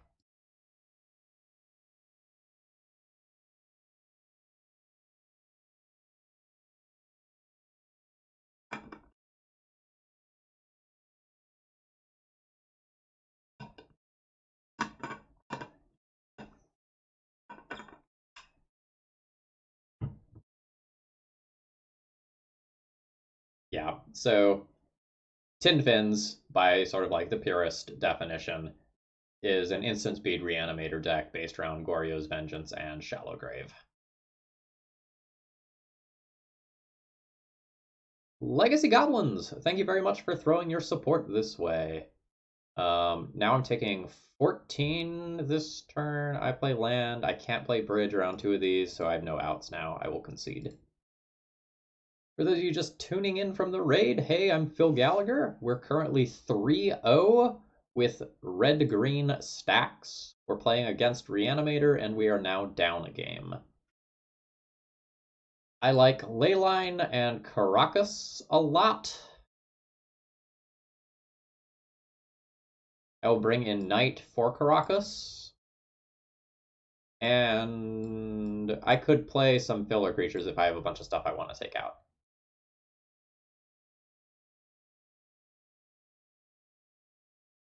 Punishing Fire is pretty garbage unless our opponent plays some random alternative win condition like Pack Rat or Crypt Breaker. I don't think Smokestack wins us most of these games. I think if we stop the fatty by getting into play through like Chalice, Trinosphere, or Leyline, that's what wins us the game, not Smokestack. So I think these go next. I'm gonna think about it for a minute though.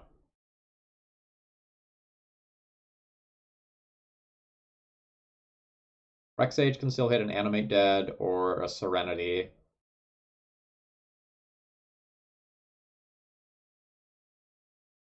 I could play Collector. What about the Angel?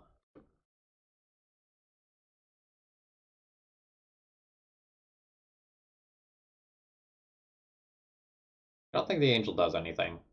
Like, if I have a medium to large size Green Sun, I think I want to be getting Knight of the Reliquary so I can pull this Caracas, and then I can bounce Grizzlebrand or some other creature.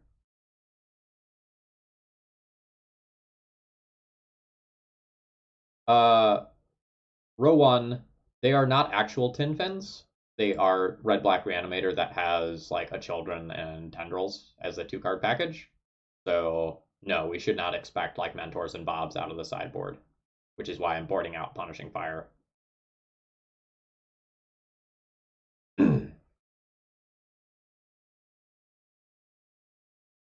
This is a keep.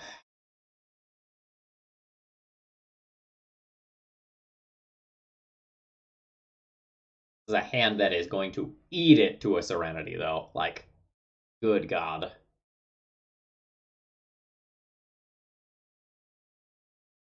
My opponent has mulliganed to 4 thus far.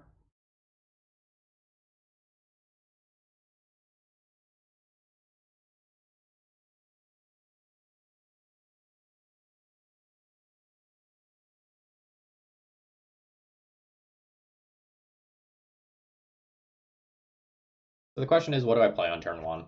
I get to choose one of Bridge or Chalice and put it into play now. I think I play Chalice on turn 1. The reason being that I can do that off of like Mox Diamond and Taiga, and then keep the City of Traders around for longer.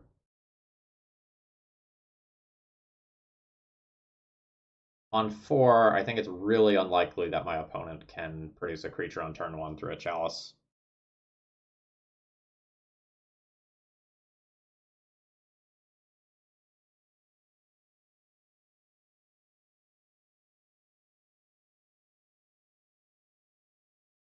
And on 4, I also don't think they keep an Unmask to take a bridge.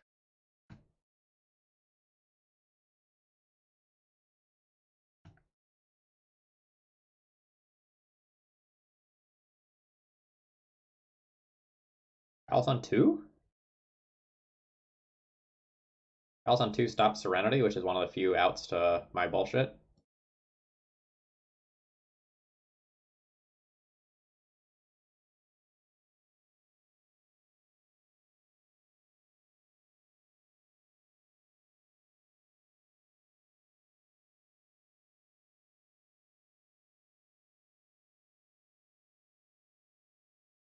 Yeah.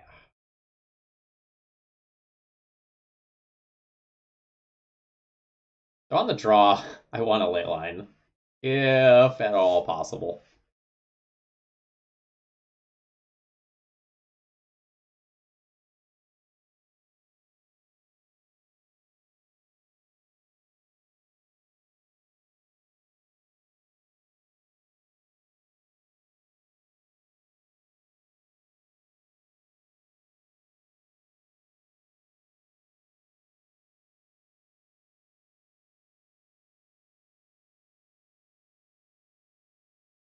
Well, I have a ley line and 3 hate cards.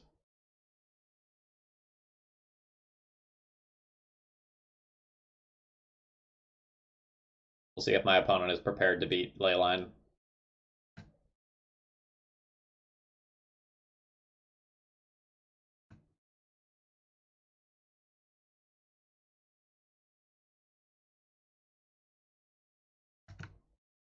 Shoakun, I would consider it a prison deck, and I would consider prison a subset of control.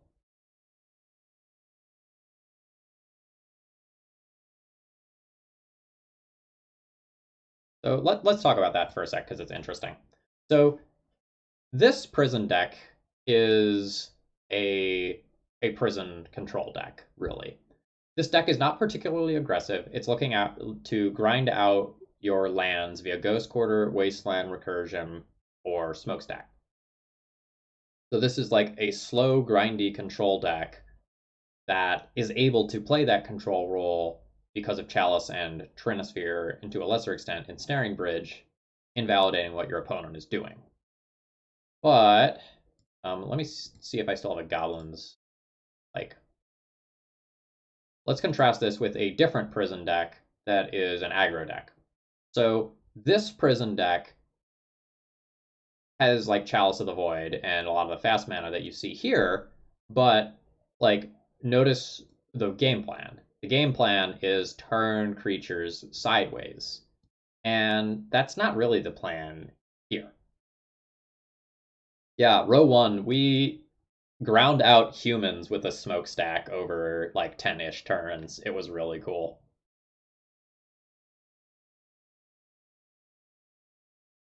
Wow, we're 4-0. We're going for the 5-0. I'm gonna take 30 seconds and refill my water. I will be right back, chat.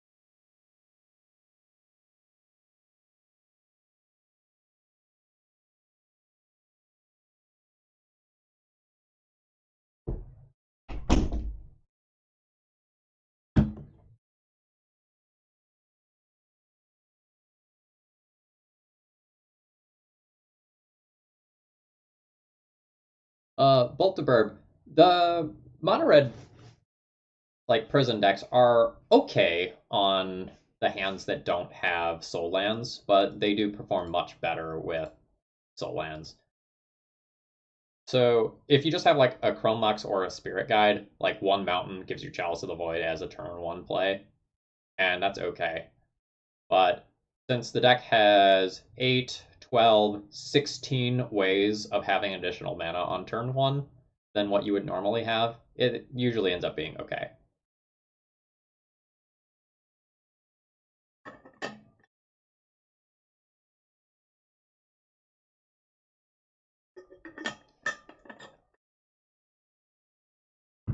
Yeah, I'd like a 5-0. It's been a while. I haven't had the greatest run in Legacy recently. Like, part of that is just like the whole donation deck list thing. Um, but just more generally, I haven't been grinding Legacy leagues. I've been playing a shit ton of both historic and Kaladesh remastered drafts. I think I'm on like draft 30 for Kaladesh remastered. I'm trying to teach myself limited.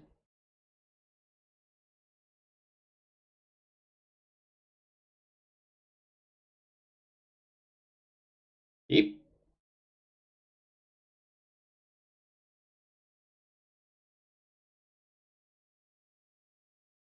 Ramulu, this was a donation deck list, so I am playing the deck list that the donor sent me. I don't think Karn is crazy in this shell, but I also don't think this shell is very good at protecting a Karn.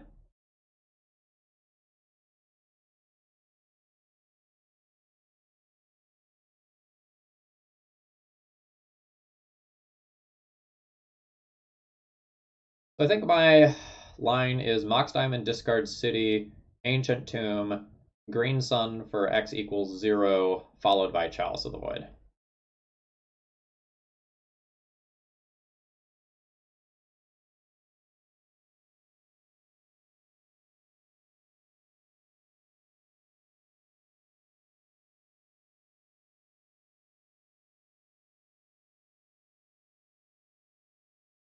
There's a world where I do this a different way because of Ramunap, but I think I'm just going to start with this world.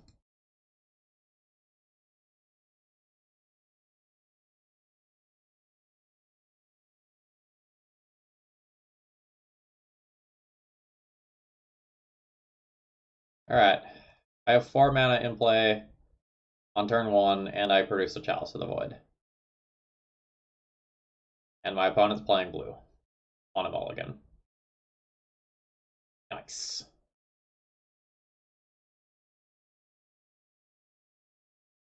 Ramunap, get back a land, have 3 mana, but can't cast Klothys. That's probably fine. I'd probably just take this value.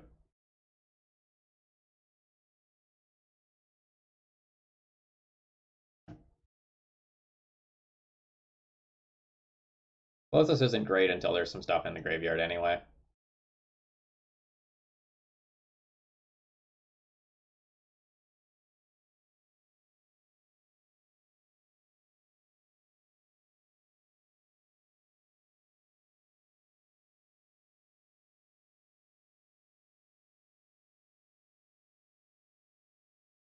I like it.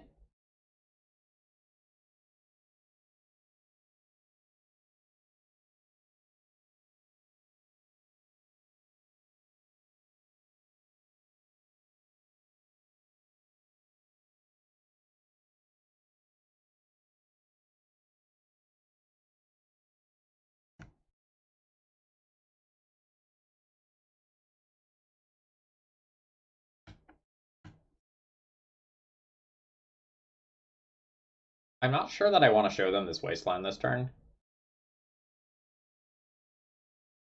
So I think I'm just going to hold it.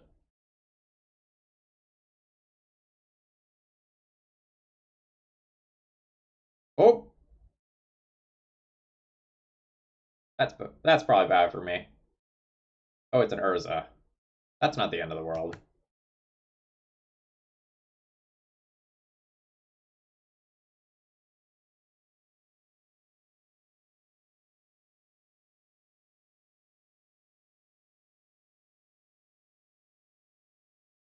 All right, I need something to do. Okay, that's something to do. Tracker now?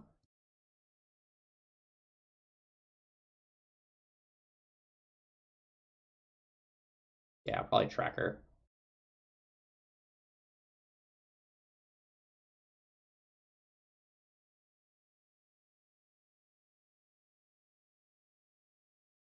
All right, so we do this for x equals 3.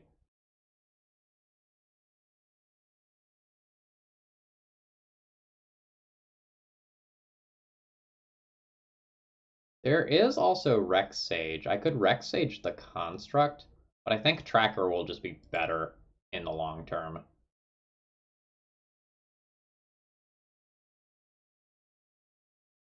Okay.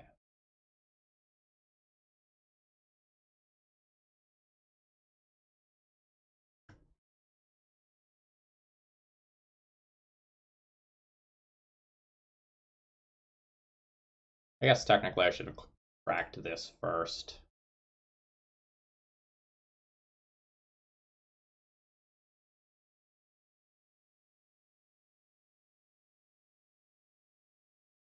Oh, that's insane.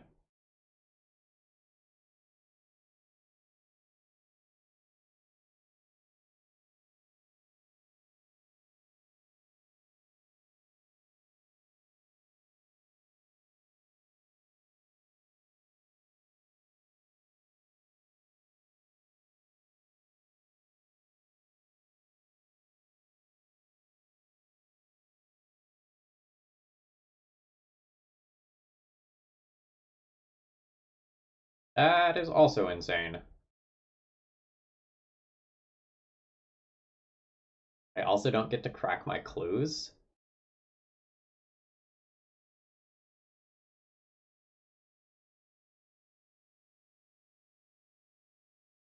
Please prepare your 2019 jokes for the chat.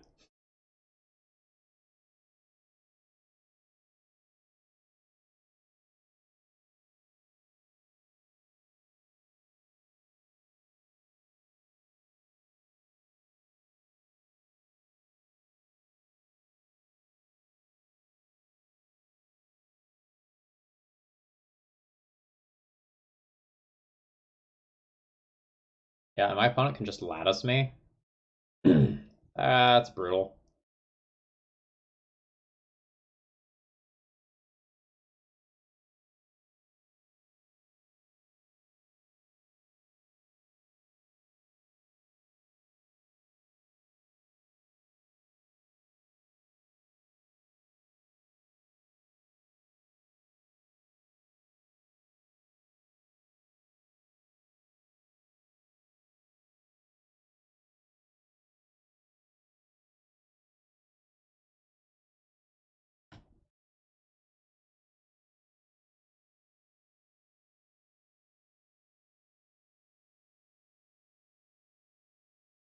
All right, need to hold out a little longer.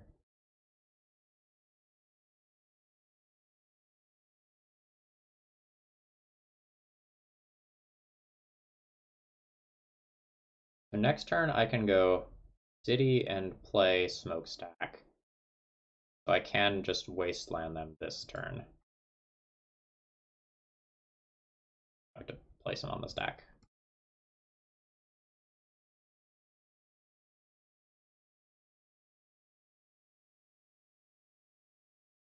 Why can't I activate your abilities? I want to activate your abilities.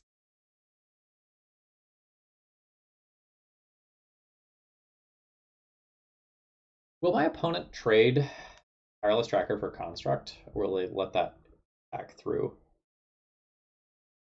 That's kind of interesting. They have one card.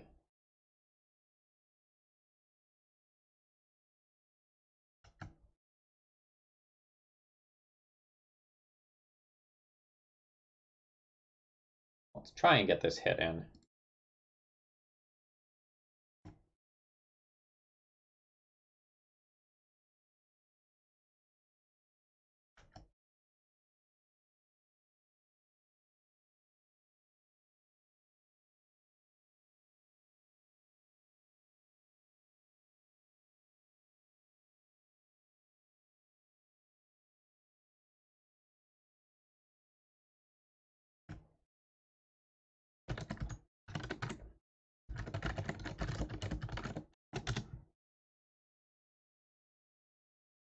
My opponent likes our deck. The thing about Mycosynth Lattice, though, is that it doesn't actually kill me, right? Because I have this Klothys on board, and Klothys theoretically can kill them from 20.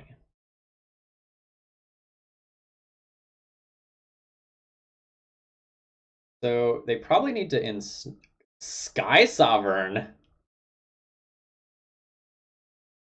Spicy.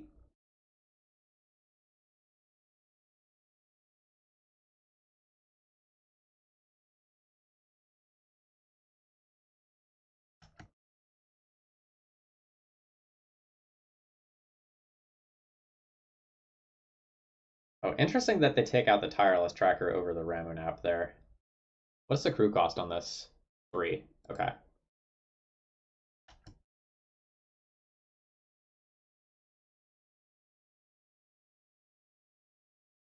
So I'm gonna get a hit on Karn this turn.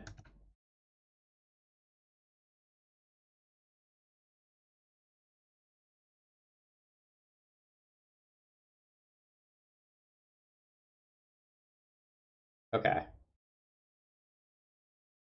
So, I guess the draining begins now.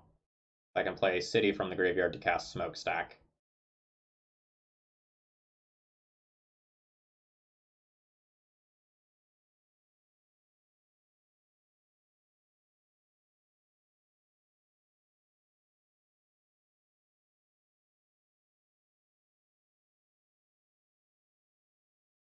Or do I want to just get through the Wasteland? I can get through the Wasteland and cast Smokestack as well, and that just gets me one card deeper towards something relevant. That might be better.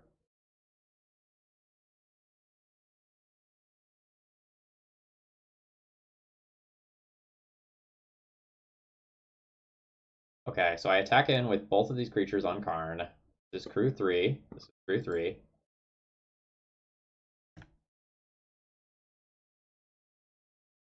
You attack Karn. And you attack Karn. This game is fire. I love this.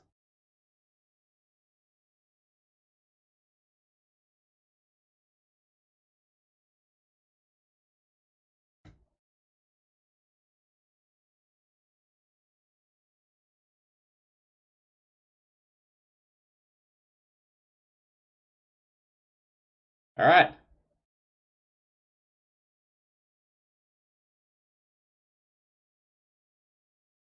Vine of Isha. That is a magic card that I have played more than I care to admit of.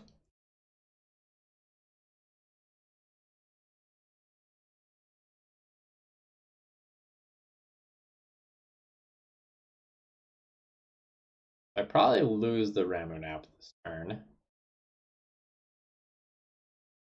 Oh, all right. Um,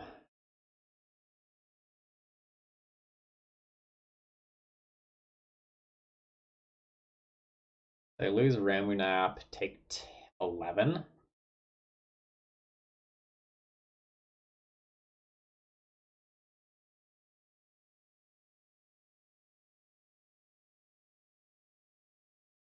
Only 10.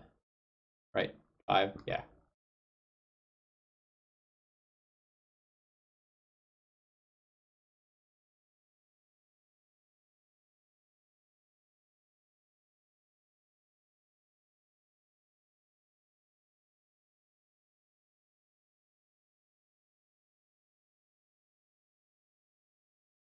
All right. So, what am I doing this turn? I think I make a mana, and then I don't have to tap Ancient Tomb.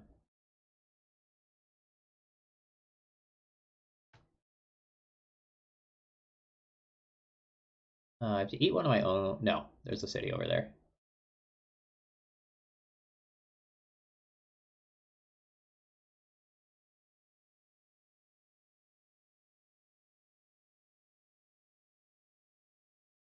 Game on!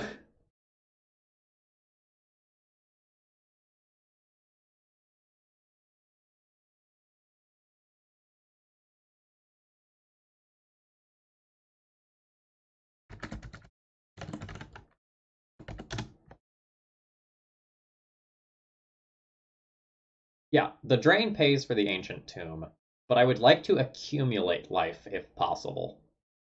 Something Urza size can still attack us, for example.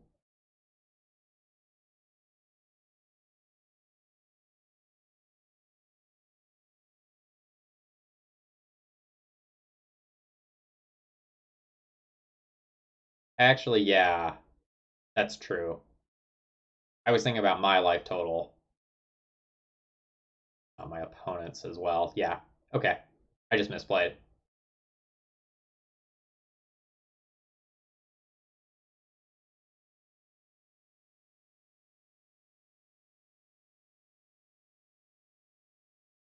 So if my opponent gets an Emery, I think I'm in trouble.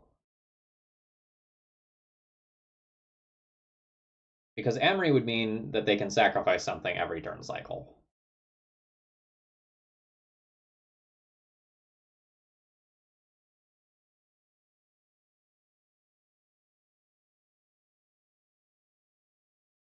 That was the literal worst possible echo ever.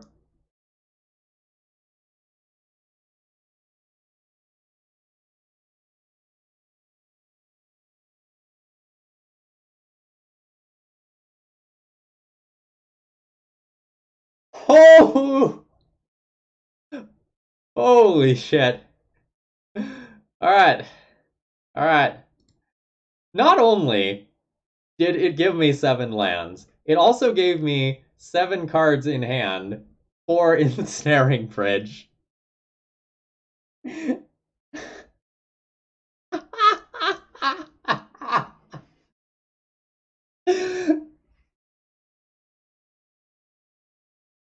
That was the greatest echo I've ever fucking seen.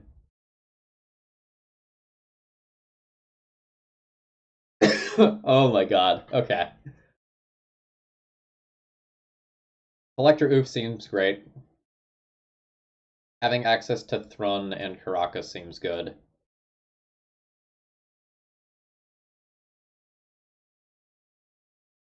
Rex Age is actively good this time. Punishing Fire is probably pretty bad as a whole. The Constructs and Urzas are bigger than it. Is Emery an X3?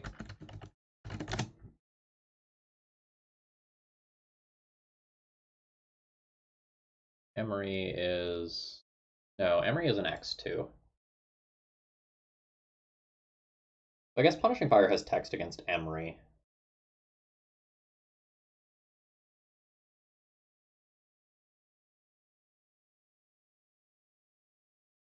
I don't know.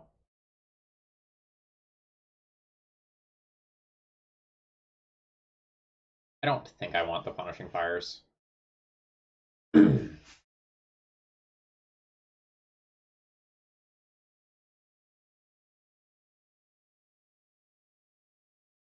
What's Pyroblast good against? Like, it blows up their stuff, but if it's Urza, the construct is what matters.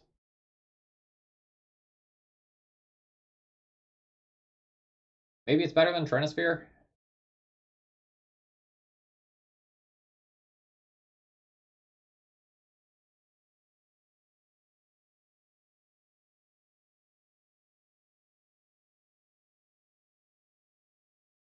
I guess it's a little awkward with Bridge. These are Pyroblasts, not Red Blasts. Or no. This is the one I want. This is Pyroblast, not Red Blast.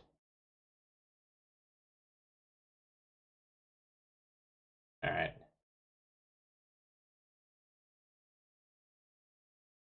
How do I feel about the fourth? I don't know that I want the fourth.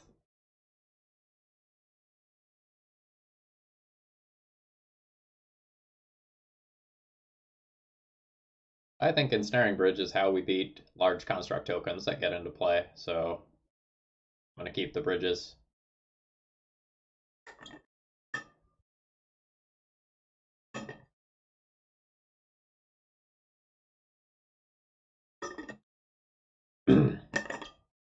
Ah, excellent. Congrats to White Faces.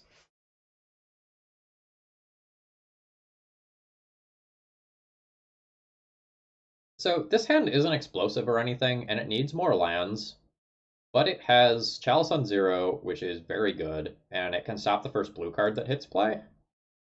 I think I'm good with this.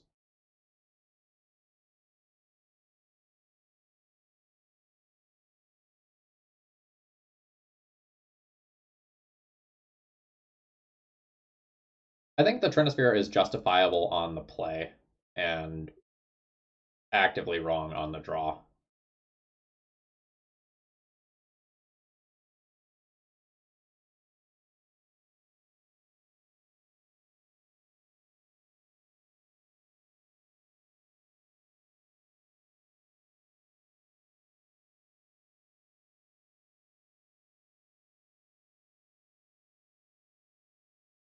I'm not overly concerned about a Force of Will. My cards are bad.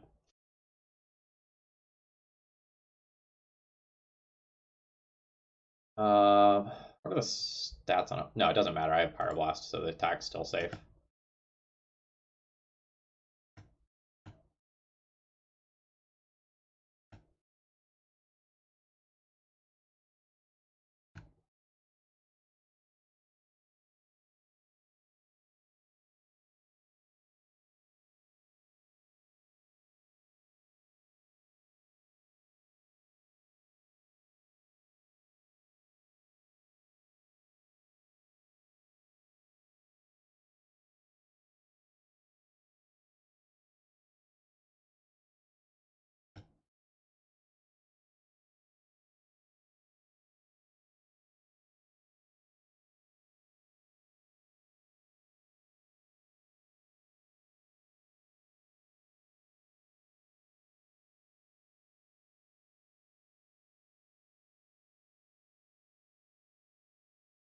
Yeah, now I'm in trouble if my opponent has like a Karn.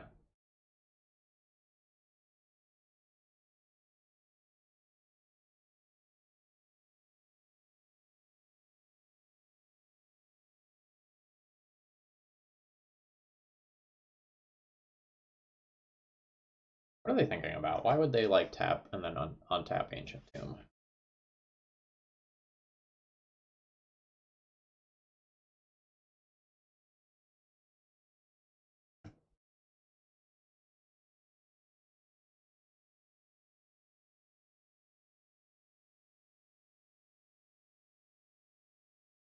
I think I leave that in graveyard.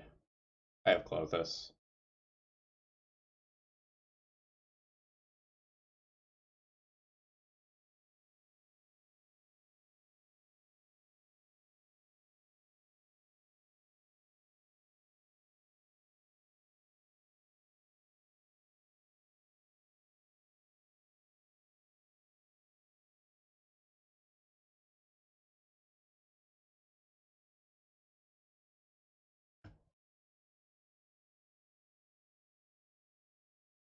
I think I need another card in play. I don't think I can just sit here super safely on these Pyroblasts and expect like that to win me the game. I want more power in play for if my opponent gets the Karn, which is the worst case scenario.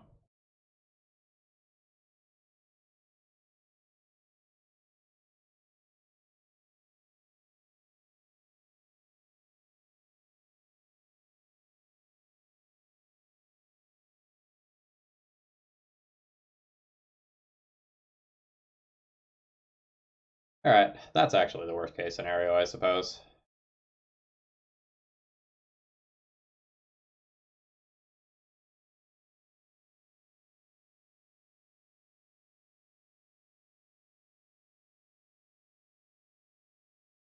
We also got shuffled into a worse card. I 100% stick by my line, by the way. Like, I accept that holding up double Pyroblast would have been better here, but if my opponent just slams a Karn and I have an Ooze in play and I held up two Pyroblasts, that's very embarrassing.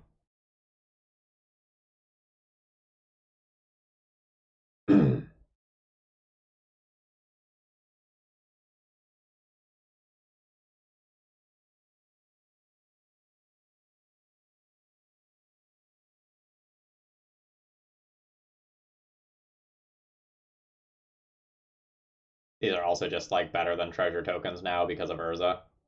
They can just tap for one blue every turn. Opponent is really far ahead.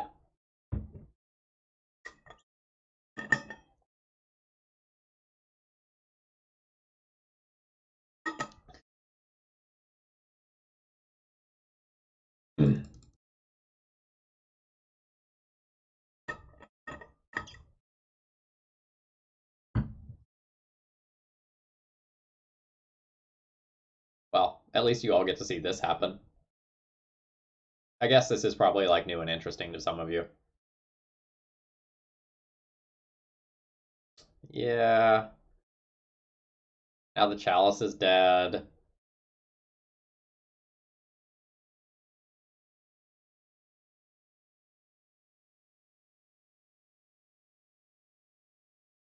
Oh god, just again?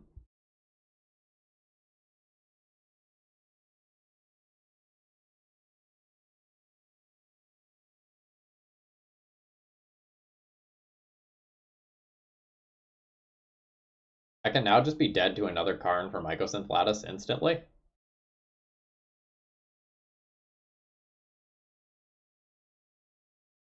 No, I 100% stand by my line of putting another creature into play. If so my opponent probably didn't have like say Urza the previous turn, right? Because they just would have went like island into Urza over just like pass and potentially play another Hull Breacher. So I think they don't have a second blue source. And the top deck I'm most scared of is Karn. So the way to avoid just getting locked out by a quick Karn is by having a second body in play. It's also a body that's going to generate card advantage over time.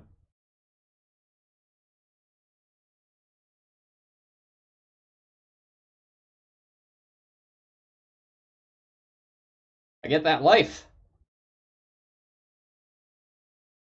Now we can concede.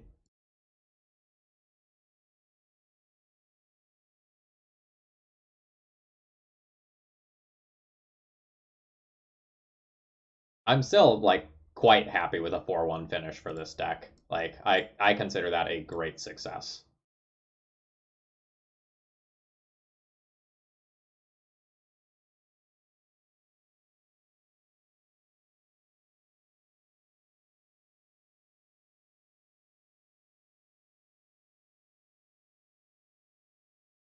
I would like to get this back over here.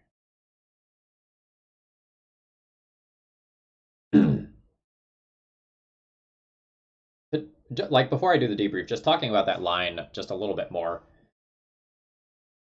The thing is, I wouldn't be holding up double Pyroblast because if I was going to use a Pyroblast in that turn cycle, I would have gone Pyroblast the Hull Breacher that's in play, eat it with Ooze, leaving 1 mana open to Pyroblast one other thing.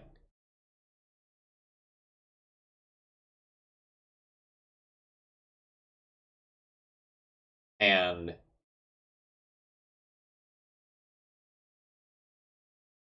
if my opponent ends up drawing the Karn,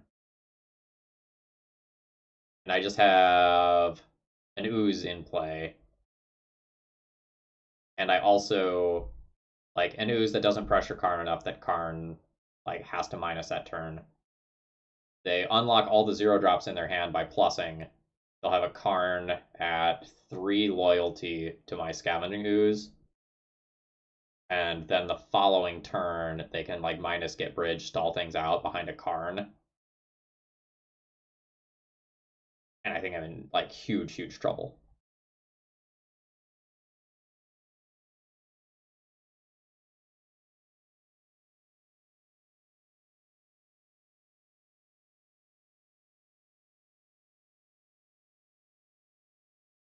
Yeah, I stand by my line. Like I can understand wanting to hold up the Pyroblasts, but the Urza deck isn't all about blue cards.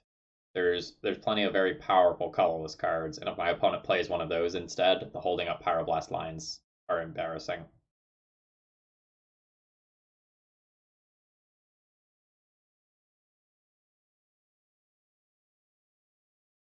Yeah, a lot of the echo-based lines though require them to have multiple cards. They need to have both blue source and echo, or echo plus LED.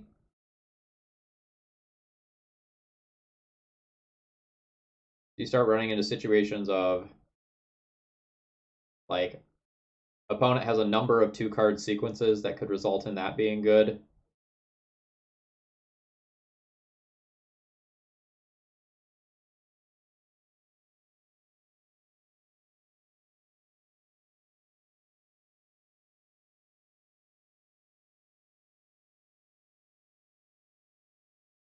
Yeah, it's actually a really interesting spot.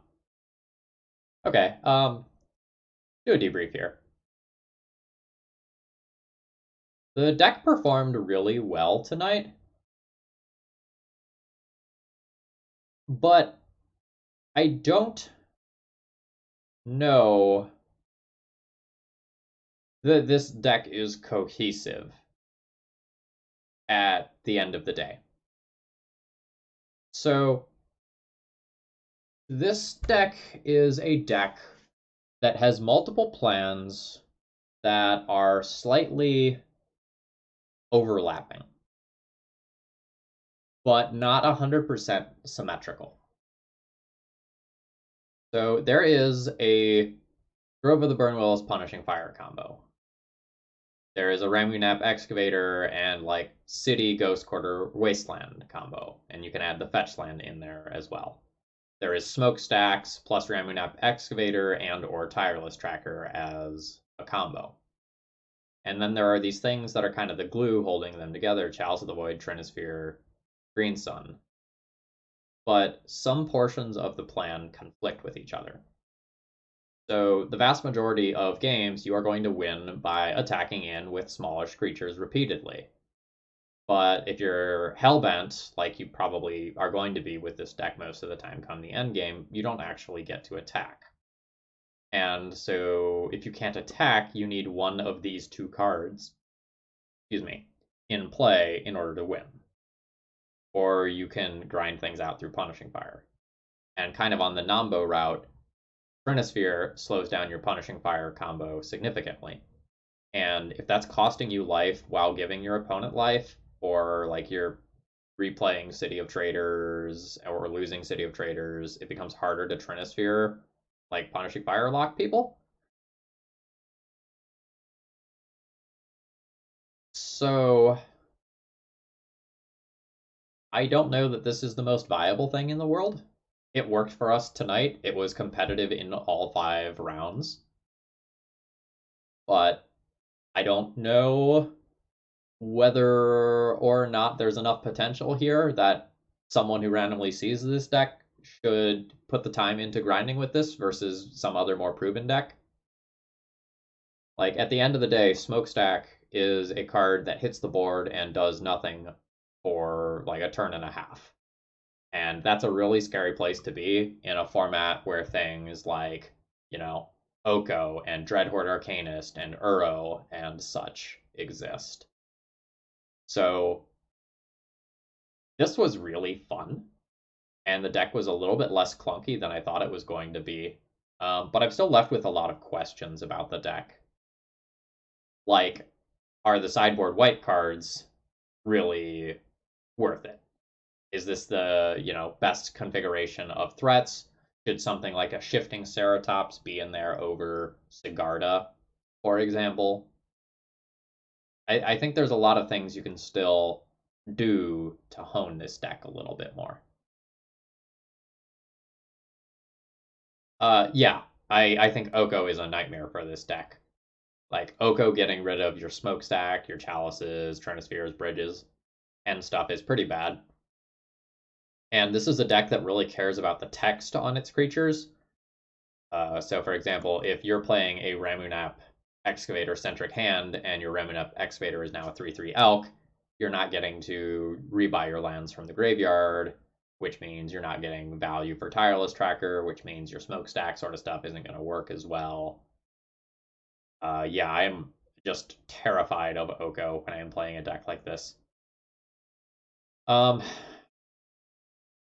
This deck's also not super great at attacking into creatures. Thinking about the game versus humans for a second, we had decent sized creatures for a long time, but it just wasn't like super profitable for us to try to do that chip damage. It takes us a long time to kill unless we've like made a large tireless tracker. That's like our primary way of doing large burst damage.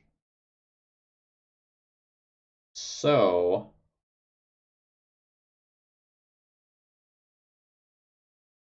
yeah, I don't know. I was working towards a point there and I kind of forgot where I was going as I was talking. All right.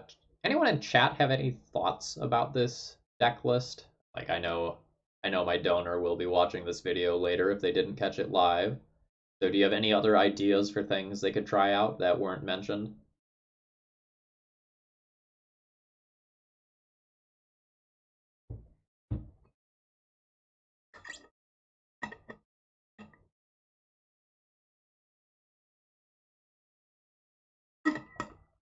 All right. Chat seems pretty quiet, so I'm going to go ahead and cut the. Oh no, here we go. I wonder if one of the green planeswalkers that put out tokens might be good. Garruk Relentless might be reasonable. That's a card that I've played in like the Dino Stompy and a handful of other decks of that nature, like Sylvan Plug before. Jay Pinter, GG's. What a match, by the way. Thank you very much for throwing the viewers this way. Yeah, I think Garrick Relentless is a reasonable inclusion in this deck. Colby, I thought about Sylvan Library as well. Um, and I sent that in an email to the viewer or the donor. Let me see if I can pull up that email real quick and remember what they said. Yeah, all right, here's the email from Carl.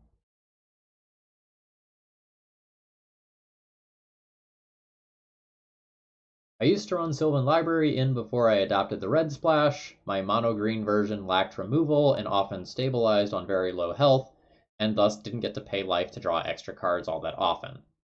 Granted, this might not be an issue anymore due to Clothis and Punishing Fire.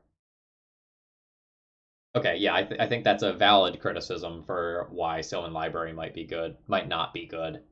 I think we stabilized at like either 2 or 4 versus humans. So, based on our experience of one league, that does make a lot of sense. Yeah, Jay Pinter, video will probably be up on YouTube tomorrow at 8 a.m. Eastern time. Yeah. Another thing is that this deck could go a tiny bit bigger and play like one Primeval Titan or something like that, just as like the ultimate end game fetch this out thing. Getting multiple wastelands or ghost quarters at the same time seems kind of gross. Although I guess a lot of the games, because of like our land recursion, we weren't actually at 7 mana. Yeah, Titania might be a better example. Like Titania is like very much synergistic with like the Wasteland, Ghost Quarter, Land, Recursion, Tireless Tracker sort of stuff that's going on with this deck. I kind of think Corsair of Kruphix should be another Tireless Tracker though. Like Tireless Tracker was definitely really good all night. Or alternatively, like one more Ramunap Excavator. The Rex Sage might not be necessary in the main deck. Like that could be something, it could be shifted to the sideboard.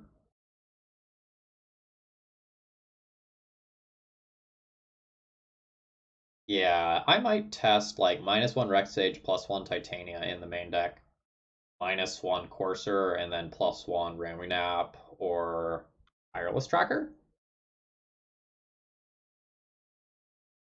And then as far as the sideboard goes,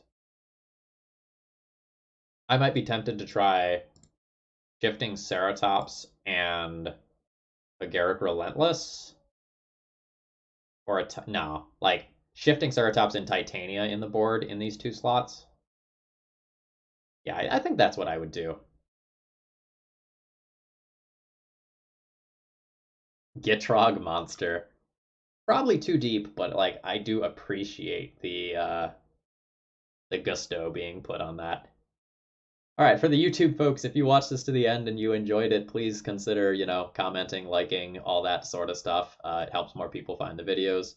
For those of you who watch this on the Twitch end, if you're enjoying my content and you're not already following, please consider following. I'm usually streaming Legacy about 3 days a week. And if you're really enjoying my content, please consider doing something further to support me, such as doing a donation deck list or subscribing to the channel.